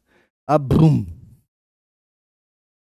97%। वाह भाई वाह, मजा आ गया, मजा आ गया, एकदम मजा आ गया। बस पहुंचने ही वाले हैं, जहां मैं तुम्हें पहुंचाना चाह रहा हूं वहां पहुंचने ही वाले हैं। अगर मैं यहां ऐसा लिख दूं, 1 1 square P Q, 2 2 square P Q, 3 3 square P Q, ऐसे करते हुए n स्क्वायर पी क्यू। तो इसको हम लोग ऐसा लिख देंगे क्या कि सर यहां पे जोड़ दो 1 + 2 + 3 up to n, 1 square, 2 square, 3 square, up to n square, और इन पी क्यू को ऐसा ही रहने दो। कर सकते हैं, बिल्कुल कर सकते हैं। हाँ, मतलब क्या हो रहा है, इसका मतलब अगर मैं इन सारी चीजों को ऐसे लिख दूं, summation R R square P Q from r = 1 से n, तो ये सीधा सीधा समेशन केवल इस पे चला गया क्या, फ्रॉम r = 1 से n, फ्रॉम r = 1 से n। इसका क्या अर्थ था, इसका इधर वाले को भूल जाओ, इसका क्या अर्थ था, r = 1 रखो तो 1 स्क्वायर, पहली सारणिक आ गई। सिग्मा का मतलब प्लस, प्लस किया, फिर r = 2 रखा, 2 स्क्वायर, प्लस किया, फिर r = 3 रखा। जब ये चीजें रखी तो हमें पता ही है, तो ऐसा आता है। अब इस चीज को अपन कैसा लिख सकते हैं, एक सारणिक एक सारणिक, इस चीज को क्या लिख सकते हैं, r = 1 से लेकर n समेशन r, r = 1 से लेकर n समेशन r स्क्वायर। इसका मतलब समझे दया, इसका मतलब ये है कि अगर जो चीज बदल रही है वो किसी एक ही पंक्ति में है तो समेशन को सीधा उस पंक्ति पर ट्रांसफर किया जा सकता है। कितने लोग इस बात से एग्री कर रहे हैं। अभी मैं कॉन्सेप्ट, अरे रे रे, ये क्या भेज दिया, ओहो हो। चलो कॉन्सेप्ट लिखवाता हूं मैं तुमको। पॉइंट नंबर 1 लिखना, पॉइंट नंबर 1, क्या बात याद रखने की है, बैकग्राउंड की बातें। ये कितने लोगों को समझ में आ गई है, ऐसे जनरल नॉलेज के लिए पूछ रहा हूं, ऐसे जनरल नॉलेज के लिए पूछ रहा हूं, कितने लोगों को ये बात समझ में आई है, मजा आया क्या, फील कर पा रहे हो कैसे मैंने कॉन्सेप्ट को बिल्ड किया इस चीज को समझाने के लिए कि समेशन सीधा यहां अप्लाई होगा। उसके लिए अपन कहां से बनते हुए आए हैं, मजा आता है ये सब चीजों में, ठीक है, ये सब चीजों में मजा आता है। अगर समझ गए बहुत अच्छी बात है, नहीं भी समझे तो कोई दिक्कत वाली बात नहीं है। अभी मैं जो बताऊंगा बस उसको याद रख लेना, जो पॉइंट मैं बताने वाला हूं बस उसको याद रख लेना, जो पॉइंट मैं बताने वाला हूं उसको याद रख लेना। 91%, बहुत सुंदर। क्या पॉइंट मैं बताने वाला हूं, ध्यान से सुनो कि यदि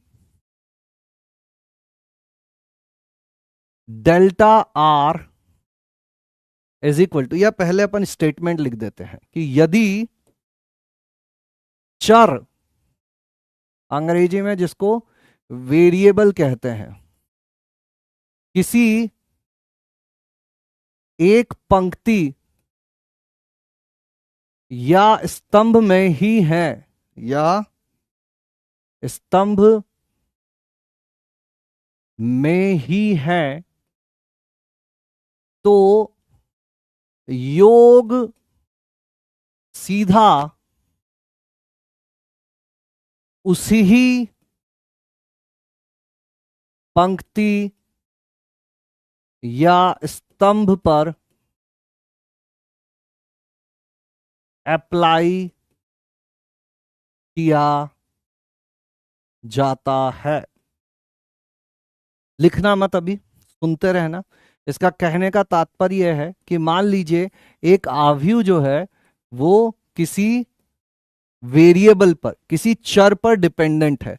जैसे कि यहां पर मैंने लिखा हुआ है r² पी क्यू, और तुमसे ये पूछा जाए कि summation delta r from r = 1 से n पता करो, इसका क्या अर्थ होगा। सुनना पढ़ने वाली जनता, जो 9-10% रह गए थे, ये सारणिक दी गई है, ये सारणिक किस पर निर्भर करती है, ये सारणिक आर पे निर्भर करती है। जैसे जैसे आर के मान बदलोगे सारणिक बदलती जाएगी। आर इज इक्वल टू रखोगे एक एक एक स्क्वायर, दो रखोगे दो दो स्क्वायर, तीन रखोगे तीन तीन स्क्वायर। जो चीजें बदल रही हैं अगर वो किसी एक ही पंक्ति या एक ही स्तंभ में है तो जब इस पर योग लगाया जाता है तो यह योग सीधा सीधा उस चर पे जाके लगा दिया जाता है, क्योंकि होता अल्टीमेटली यही है। होता अल्टीमेटली यही है। इसकी जगह कोई भी फलन हो सकता है। हो सकता है कि आर आर स्क्वायर ना होकर कोई और दूसरा आर का फलन हो, लेकिन ये दो चीजें तो आर पर निर्भर नहीं करती है। ऐसी स्थिति में भी अगर आपको इस पर समेशन लगाना है तो ये समेशन सीधा सीधा केवल और केवल आर वाली चीजों पर जाके लग जाएगा और कहीं नहीं जाएगा। केवल और केवल आर वाली चीजों पर जाके लग जाएगा। और ये 2x2 के साथ साथ 3x3 पर भी लागू होता है। तो जिनको पीछे कम समझ में आया था वो इस बात को याद रख लें कि अगर एक ही पंक्ति या एक ही स्तंभ में हो रहा है सीधा वहां पर अप्लाई कर दो। ये हो गया अपना एग्जाम्पल नंबर 1, ये हो गया एग्जाम्पल नंबर 2। और ऐसे ही अगर अपन 3x3 वाला भी ले लें तो वहां पर भी यही चीज लागू होगी। जैसे मान लीजिए इसमें कोई है स्तंभ में, इस बार डाल देता हूं मैं, तीन फलन जो है वो पहले स्तंभ में है और यहां पर आर पर डिपेंडेंट चीजें नहीं है, एक्स वाई जेड है और ए बी सी है। तो ऐसी स्थिति में जब आप समेशन लगाओगे तो वो क्या हो जाएगा, सीधा सीधा केवल पहले स्तंभ पर जाकर लग जाएगा। G R H R from R is equal to 1 to n है ऑब्वियसली। ये एक्स वाई जेड है ऐसा कैसा, ये एबीसी ऐसा कैसा। अभी सवाल करेंगे और क्लैरिटी आ जाएगी। लेकिन ये केवल और केवल तभी लागू है जब क्या हो, चर किसी एक पंक्ति या स्तंभ में ही है तो ही ऐसा होगा, अन्यथा नहीं होगा। चर एक स्तंभ या एक पंक्ति में ही है तो ही ऐसा होगा। बोलो क्या ये बात क्लियर है? अभी ये बात याद कर लेना, जिनको नहीं चमका पीछे याद कर लो, जिनको चमक गया उनको भी याद करना है। ऐसा नहीं कि ओहो मैं लिख के देखूंगा डेरिवेशन करूंगा, नहीं बाबू, इनको समझ में आया है उनको भी याद करना है, नहीं आया है उनको भी याद करना है, सबको याद करना है ना। क्या करेंगे, सबको याद करेंगे 93%। वेरी गुड, है ना। एक छोटा सा सवाल देते हैं।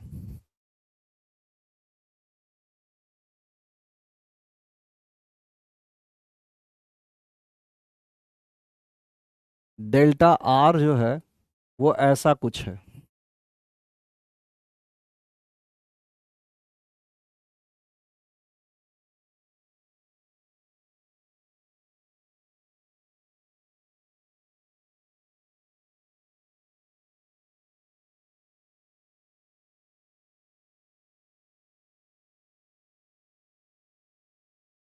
आर इज इक्वल टू एक से लेकर, अच्छा ये यहां पर एन नहीं है, ये है 10 और आर इज इक्वल टू एक से लेकर 10।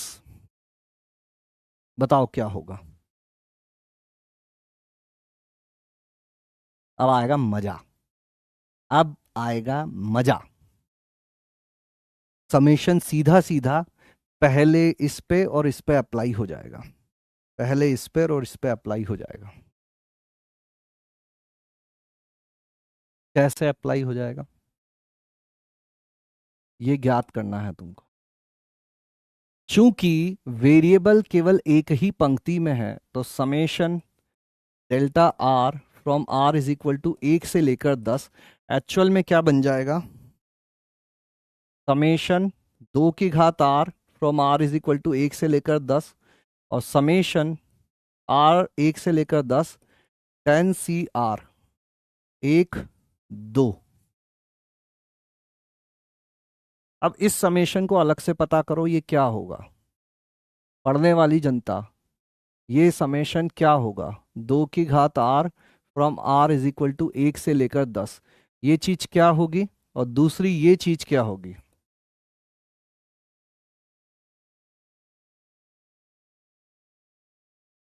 चलो पहले उसी को ज्ञात करते हैं। ये क्या होगी, 2 की घात 1 प्लस 2 की घात 2 प्लस 2 की घात 3, ऐसे करते हुए 2 की घात 10। इसका योग बताना क्या होगा? कौन कर रहा है ठक ठक? ठीक है। और summation R is equal to 1 से लेकर 10, 10 CR, ये क्या होगा? 10 C1, 10 C2, 10 C3 से लेकर 10 C10। बताओ, अब तुम्हारे हवाले ये सवाल साथियों, कर चले हम समेशन को हल साथियों। अब तुम्हारे हवाले ये सवाल साथियों।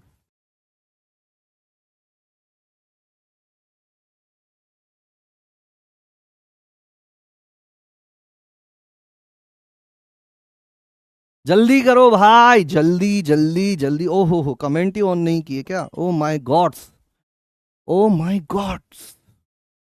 कमेंट कहाँ है? Where are the comments? Where are the comments? Chat क्यों नहीं आ रही है? कहाँ गई चैट? Chat has been disabled. लाओ भाई, ले आओ मेरे चैट्स को।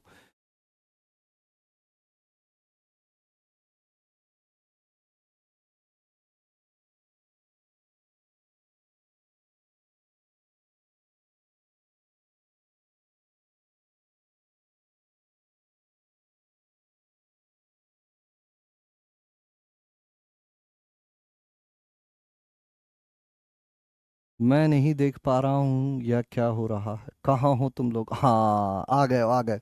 आ गए आ गए आ गए, बहुत बढ़िया बहुत बढ़िया बहुत बढ़िया, very good very good very good. ठीक है। ये क्या है? ये गुणोत्तर श्रेणी है। प्रथम पद है 2, पदों की सार अनुपात है 2, पदों की संख्या है 10/2 - 1, है ना? यही होगा, 10 है पदों की संख्या। ये होता है अपना 1024 -1/1, तो 1023 × 2 यानी कि 2046, तो ये आ गया। और ये कितना होगा? 2 की घात 10 -10 C0, क्योंकि 10 C0 से लेकर 10 C10 तक जाते हैं, तो ये आता है। तो ये हो जाएगा अपना 1024 -1, यानी कि फिर से 1023। Oh wow! तो ये हो गया अपना 2046। ये है 1023, ये है 1, ये है 2। एक्चुअली मैं ऐसा उल्टा लिखना चाहता था, पर ठीक है, अब जो हो गया सो हो गया। बताओ क्या आएगा उत्तर? ये हो जाएगा 1023 × 4 और -1, यानी 1023 × 3, 3069 आ रहा है क्या उत्तर? तो यश द्विवेदी, क्या बात है, क्या बात क्या बात क्या बात, बहुत सुंदर बहुत सुंदर बहुत सुंदर, मजेदार मजेदार मजेदार।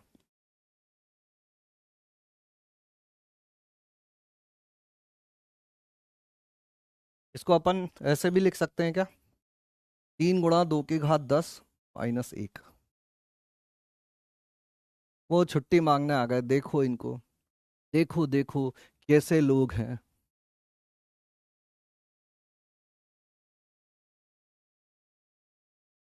क्लियर है क्या? कितने लोगों को समझ में आ गई बात?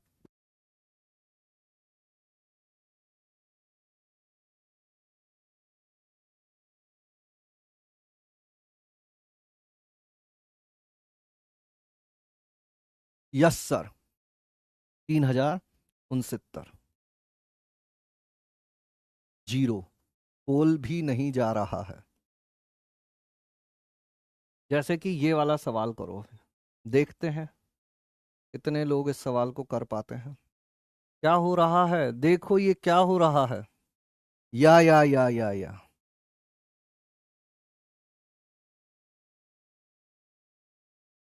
फिर से पोल नहीं पहुंच रहा है, कुछ तो दिक्कत आ रही है। ना कमेंट्स बंद हो रहे हैं, हाँ हो रहे हैं बंद, फिर हो रहे हैं चालू। नो पोल। पोल नहीं जा रहा है, इस बात को बताते हैं। पहले इस सवाल को करो। इस सवाल में ये कहा जा रहा है कि ये अपना डेल्टा आर है।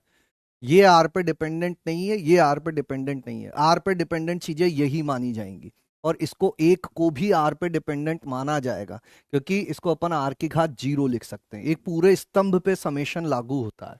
यहाँ मैं हल्का सा एक स्टेप तुम्हें बता देता हूँ ताकि तुम लोग शुरू कर पाओ। जब अपन ये करेंगे R = 1 से लेकर N तक, तो ये समेशन जो है ये 1 पर भी लागू होगा, ये समेशन 2r पर भी लागू होगा और ये समेशन 2r-1 पर भी लागू होगा। कहां से कहां तक? r इज इक्वल टू 1 से n तक, ये भी r इज इक्वल टू 1 से n तक, ये भी। बाकी ये चीजें ऐसी की ऐसी रहेंगी, ये चीजें ऐसी की ऐसी रहेंगी। इनको मैं अभी नहीं लिख रहा हूं, तुम्हारा काम है ये चीज ज्ञात करना। सबसे पहले तुम्हें ज्ञात करना है ये कि अगर r इज इक्वल टू 1 से लेकर n 1 पर लगाया जाए तो क्या उत्तर आएगा। दूसरी चीज, 2r पर r इज इक्वल टू 1 से लेकर n लगाया जाए तो क्या उत्तर आएगा। और तीसरी चीज, 2r-1 पर r इज इक्वल टू 1 से लेकर n लगाया जाए तो क्या उत्तर आएगा, है ना। इसको मैं ऐसा करता हूं, यहां लिख देता हूं, 2r-1। बताओ, बड़ी आसानी से तुम लोग कर सकते हो। जितनी जानकारी तुम्हें है उस हिसाब से ये सवाल हो जाएगा। करने की कोशिश करना लाला, करने की कोशिश करना। क्या होगा उत्तर, थोड़ा कमेंट में आने दो, थोड़ा कमेंट में उत्तर आने दो।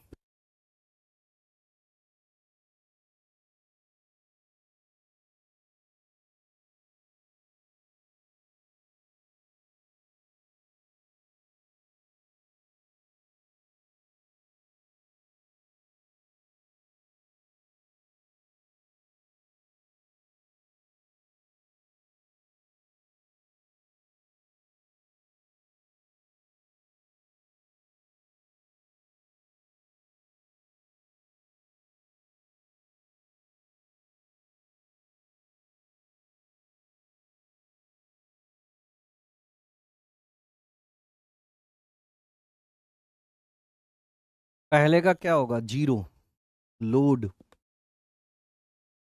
सत्यानाश।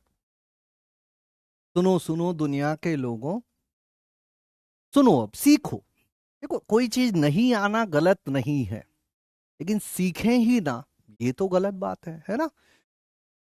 सबसे पहली बात सुनना, सवाल को कैसे शुरू करें, कहां से पहचानें, क्या हुआ क्या नहीं हुआ, ऐसा ही क्यों किया। ये सारणिक थी, जीरो से शुरू कर रहा हूं, सारा काम धंधा छोड़ छाड़ के सुनने लग जाओ। आखिरी बार समझा रहे हैं, इसके बाद नहीं समझाएंगे। ये एक सारणिक थी, ठीक है, नहीं थी, बिल्कुल थी सर। इस सारणिक में हमको समेशन लगाना था।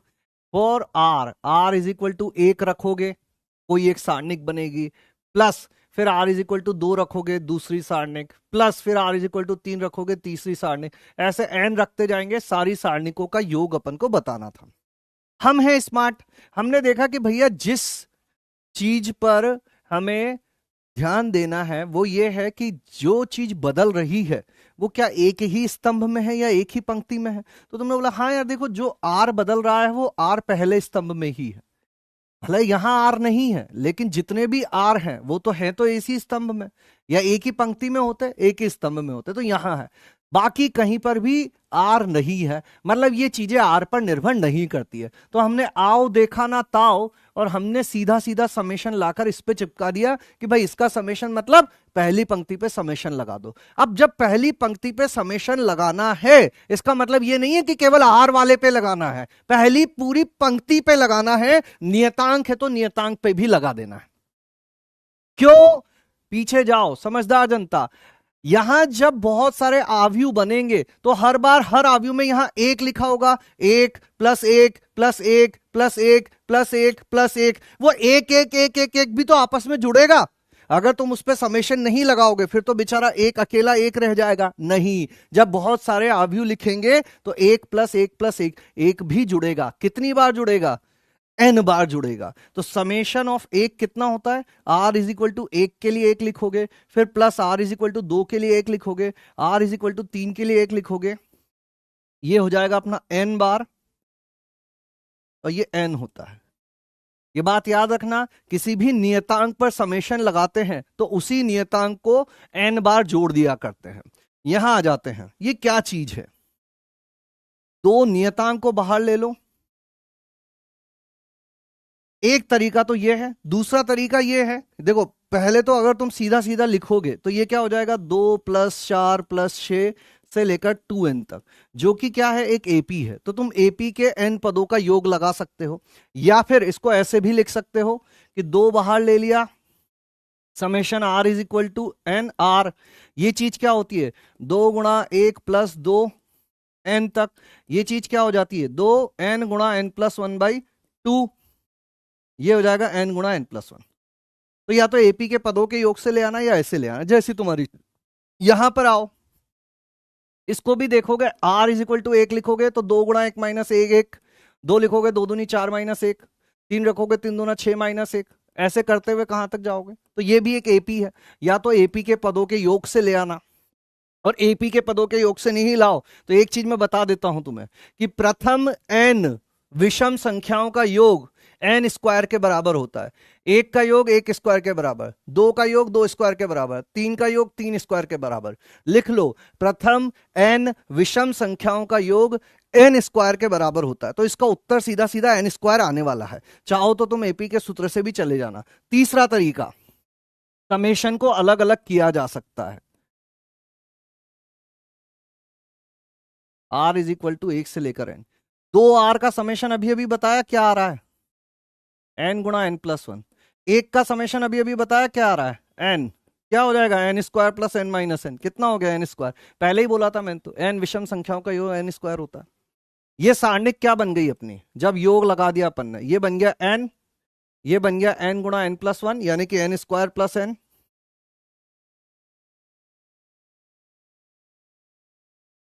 ये हो गया n स्क्वायर, यहां लिखा हुआ है n square plus n+1, n square, n square plus n square plus n+1। ये हो गई सारणिक, और इस सारणिक का मान हमको 56 दिया हुआ है। इस सारणिक का मान हमको 56 दिया हुआ है। मतलब एक बार फिर से लिख देता हूं मैं, n square plus n square, और क्या क्या था, n square plus n+1, n square plus n+1, n square, और लास्ट वाला क्या है, n स्क्वायर प्लस n, और n square plus n+1, n square plus n square plus n+1। इस सारणिक का मान 56 आ रहा है। अब इसके आगे अब तुम्हें दिमाग लगाना है। बोलो, यहां तक की बात क्लियर है क्या? कितने लोगों को यहां तक की बात क्लियर है कि हाँ सर, ये जो हुई चीजें अभी हम लोगों को समझ में आ रही है? Yes, okay, 100% clear. फटाफट बताओ, फटाफट फटाफट फटाफट फटाफट फटाफट फटाफट फटाफट फटाफट। पढ़ोगे लिखोगे तो बनोगे नवाब, खेलोगे कूदोगे तो हो जाओगे खराब। अभी तुम पढ़ना चालू कर दिए हो तो पढ़ाई करो। अगर खेलना कूदना बचपन में चालू कर दिए होते तो खेलते कूदते रहते। अब यहाँ तक आ गए हो तो कर ही दो। क्या करूं मैं, कॉलम 1 को कॉलम 1 माइनस कॉलम 2 कर देता हूँ, नहीं कॉलम 3 कर देता हूँ। तो ये हो जाएगा 0, ये हो जाएगा 0, ये हो जाएगा -n - 1, n square plus n+1, n square. और एक काम और करते हैं ना, लगे हाथ, कॉलम 2 को कॉलम 2 माइनस कॉलम 3 भी कर देते हैं। ये 0 हो जाएगा, ये 1 हो जाएगा, ये भी ऐसा हो जाएगा, n square plus 1, n square plus n+1 is equal to 56, 87.55। मुझे पता था जब जब पुरानी चीजें मैं तुमसे कहूंगा तो तुम मना करो, नहीं नहीं नहीं। अरे भाई, थोड़ा मेहनत करो। प्लस माइनस प्लस, मैं एक चीज बताऊं तुमको, अगर अभी फिर से मैं समझा दूंगा ना तो अब तुम बोलोगे हाँ सर, अब तो समझ में आ गया, क्योंकि हम पहली बार नहीं, हम दूसरी बार वाले हैं। तो ये मान लिया करो कि दूसरी बार ही कर रहे हैं। इसके सापेक्ष प्रसार कर दिया अपन ने, तो ये 0 हो जाएगा, और ये -n -n -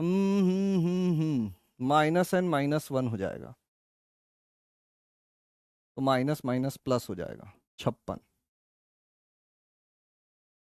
ठीक है,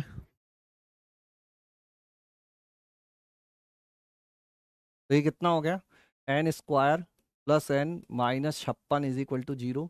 ये हो जाएगा n+8 गुणा n - 7 इज इक्वल टू 0। तो n इज इक्वल टू -8 और n इज इक्वल टू 7। अब ये रिजेक्ट हो जाएगा और ये एक्सेप्ट हो जाएगा। कोई मुझे बता सकता है कि n is equal to -8 reject क्यों हुआ? इसको मैंने रिजेक्ट क्यों कर दिया और इसको एक्सेप्ट क्यों किया?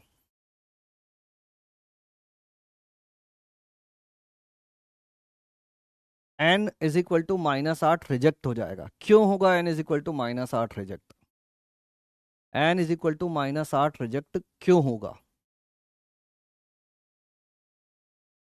Misprint, misprint, misprint.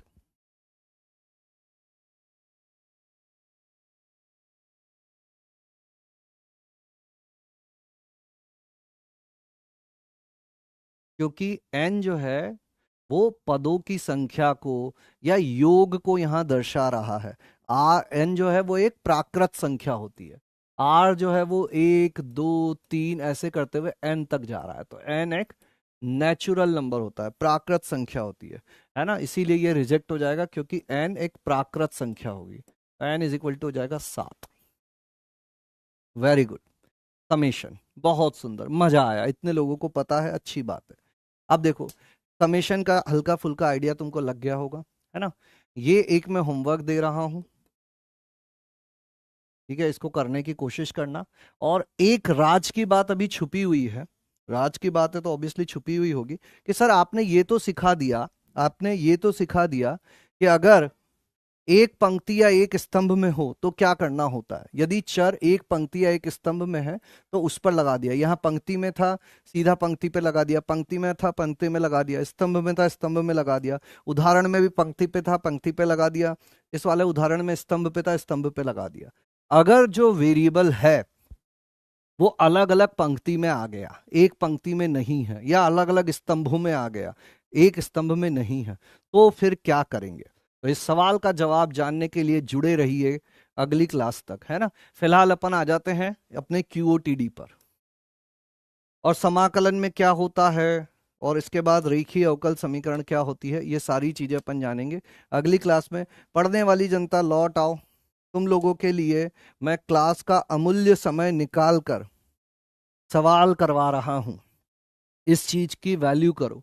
अगर मुझे क्यूओटीडी पर रेस्पॉन्स नहीं मिले तो मैं क्यूओटीडी बंद कर दूंगा, ठीक है। मुझे कोई शौक नहीं है क्लास का एक्स्ट्रा टाइम निकाल कर यहां करवाने का। कितने लोगों ने इस सवाल को किया है? कितने लोगों ने इस सवाल को किया है? बताओ। एक्स वाई जेड समांतर श्रेणी में है जिसका सारवंतर डी है तथा इस आव्यूह का सारनेक 0 है। 3 4 5, 4√2, 5√2 के एक्स वाई जेड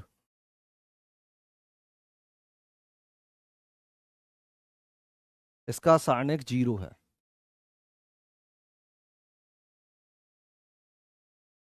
79%। अगर ये प्रतिशत नहीं बढ़ा आगे आने वाली क्लासेस में, मैं क्यूओटीडी क्लास में बंद कर दूंगा, एक्स्ट्रा दे दूंगा, जिसको करना है कर लेंगे, जिसको नहीं करना वो नहीं करेंगे। पहला तरीका लंबा तरीका बताता हूं, फिर दूसरा तरीका शॉर्ट ट्रिक बताऊंगा। जिनको शॉर्ट ट्रिक समझना है वो थोड़ा रुकना। कैसे 10 सेकंड में उत्तर आते हैं, कैसे 10 सेकंड में उत्तर आते हैं। पहले लॉन्ग ट्रिक बताता हूं मैं। लॉन्ग ट्रिक में क्या करेंगे अपन, चूंकि ये समांतर श्रेणी में है, एक्स वाई जेड समांतर श्रेणी में है, तो एक्स माइनस वाई, ये इस तरह से लिख देते हैं अपन। एक्स वाई जेड समांतर श्रेणी में है जिसका सारवंतर डी है, तो वाई माइनस एक्स भी डी होगा और जेड माइनस वाई जो है वो भी डी होगा, है ना।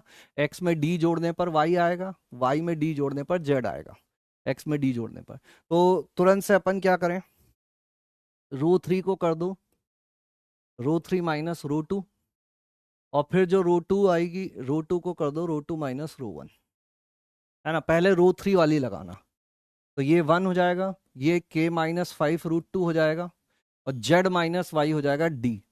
फिर इसमें से इसको घटाओगे 1 हो जाएगा, 5√2 माइनस 4√2 √2 हो जाएगा, ये हो जाएगा डी, और ये हो जाएगा 3 4√2 एक्स, ये 0 है।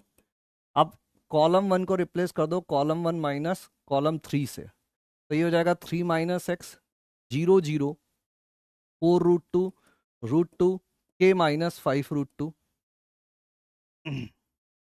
X D D. अब इसके सापेक्ष प्रसार कर दें अपन, तो क्या हो जाएगा 3 minus X root two D minus इसमें से इसको घटा दें, इसमें से इसको घटा देते हैं, ज्यादा बेहतर ये रहेगा कि रो थ्री माइनस रो 2 एक और बार कर दें, 3 4 रूट 2 एक्स 1 रूट 2 डी, इसमें से इसको घटाओगे 0, ये हो जाएगा k-6 रूट 2 और ये हो जाएगा 0। अब प्रसार कर दो इसके सापेक्ष, तो ये हो जाएगा plus minus plus minus plus, तो -k-6 रूट 2 है ना, इसको इसको हटा दिया तो ये हो जाएगा 3d minus x is equal to 0। ये मना किया हुआ है कि x तो 3d के बराबर नहीं है, मतलब ये तो 0 होने से रहा, यानी कि k-6 root 2 is equal to 0, k is equal to 6 root 2। ये तो हुआ लॉन्ग मेथड। अब एक शॉर्ट ट्रिक समझाऊं क्या? शॉर्ट ट्रिक, अगर ये एपी में है तो सब चीजें एपी में, देखो ये एपी में है, एक्स वाई जेड एपी में है क्या? ओ जनता, ओ यो, एक्स वाई जेड एपी में है, 3 4 5 एपी में है, तो ये भी एपी में होंगे। 4 रूट 2 5 रूट 2, अगला क्या आ जाएगा 6 रूट 2। अगर किसी किसी सारणिक का मान 0 आ रहा है, ये दो चीजें एपी एपी में चल रही है, तीसरी भी एपी में बिठा दो, 4 रूट 2 5 रूट 2, डायरेक्ट 6 रूट 2 उत्तर हो जाएगा, 6 रूट 2 का वर्ग हो जाएगा 72। मजा आया क्या? शॉर्ट ट्रिक याद रख पाओगे? बोलो, सवाल समझ में आ गया? हम्म। सर इन लोगों कल लिया हमें क्यूओटीडी नहीं दोगा। ब्रूम। ये 3 4 5 अरिथमेटिक प्रोग्रेशन में, ये 3 4 5 अरिथमेटिक प्रोग्रेशन में, ये भी अरिथमेटिक प्रोग्रेशन में हो जाएगा।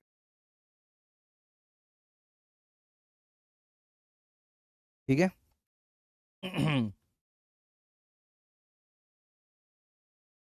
चलो, ये आज का क्यूओटीडी है, इसमें त्रिकोणमिति के कॉन्सेप्ट सीखेंगे, करके आओगे अच्छा लगेगा, नहीं करके आओगे ये लास्ट वीक है, अगर सही रेस्पॉन्स नहीं मिला मैं क्यूओटीडी बंद कर दूंगा।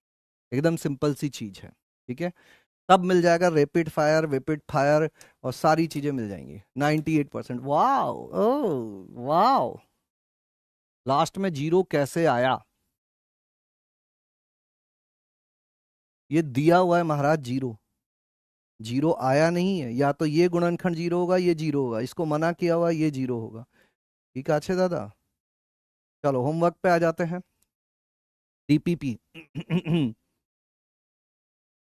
प्यार भरी बातें हम लोग करेंगे धीरे धीरे, होले होले, होले होले हो जाएगा प्यार, चलिए होले होले हो जाएगा। वो गाना नहीं सुना क्या तुमने? उस गाने की लाइन सुनना तुम, कितना प्यारा लाइन, कितना प्यारा गाना है वो, कि तू सब्र तो कर मेरे यार, जरा सांस तो ले दिलदार, चल फिक्र नु गोली मार यार, है दिन जिंदड़ी के 4। मतलब फिक्र को गोली मारो, जिंदगी के 4 दिन है।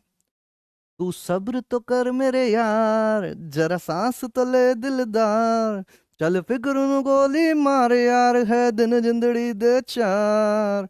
होले होले हो जाएगा प्यार, चलिए होले होले। तो हर चीज जो है वो होले होले होती है ना। ये तो गाना हो गया। एक और चीज बताएं तुमको, एक कहावत है, एक दोहा है, धीरे धीरे से मना धीरे धीरे सब होए, माली सींचे सो घड़ा, ऋतु आए फल होए। धीरे धीरे करो, धीरे धीरे ही सारी चीजें होती है। माली अगर 100 घड़े सींच भी दे, एक साथ 100 घड़े पानी भी डाल दे, फल तो तभी आएगा जब ऋतु आएगी। तुम्हारा काम है रोज थोड़ा थोड़ा पानी देने का, है ना, संयम रख के काम करना है। डीपीपी नंबर 5 अब हम लोग कर सकते हैं। डीपीपी नंबर 5 अब हम लोग कर सकते हैं। डीपीपी नंबर 5 करेंगे अपन, क्लास के जो क्वेश्चन है वो करेंगे, और क्यूओटीडी करेंगे, और मॉड्यूल से प्रारंभ में अभी भी मैं वहीं तक रख रहा हूं। मॉड्यूल प्रारंभ कहाँ से कहाँ तक, 1 से लेकर 20 तक। बाकी थोड़ा थोड़ा थोड़ा प्यार हुआ है, थोड़ा है बाकी, है ना। अभी थोड़ा और प्यार बढ़ेगा हमारा, जब प्यार बढ़ेगा तो परवान चढ़ेगा, और जब परवान चढ़ेगा ये प्यार, तभी तो मजा आएगा। सर एक मूवी का नाम बताइए, फिर कभी बताएंगे, आज के लिए इतना ही काफी है। एनसीईआरटी तो कर दो यार, पूरी एनसीईआरटी, ये सब बच्चा चीज है इसके सामने। एनसीईआरटी उठा के देखो, तुम्हें ऐसा लगेगा कि अरे ये क्या हुई, है ना। वो सब हल्की फुल्की, 1 से 20 ही नहीं हुआ, इसीलिए तो वही दे रहे हैं तुमको। ठीक है, चलिए टाटा बाय बाय, गुड नाइट, स्वस्थ रहें, मस्त रहें, खुश रहें, पानी पीते रहें, अच्छा खाएं और प्यार लुटाते रहें। चलिए कल मिलेंगे, कल बहुत जरूरी टॉपिक स्टार्ट होगा, तो देर ना हो जाए कहीं।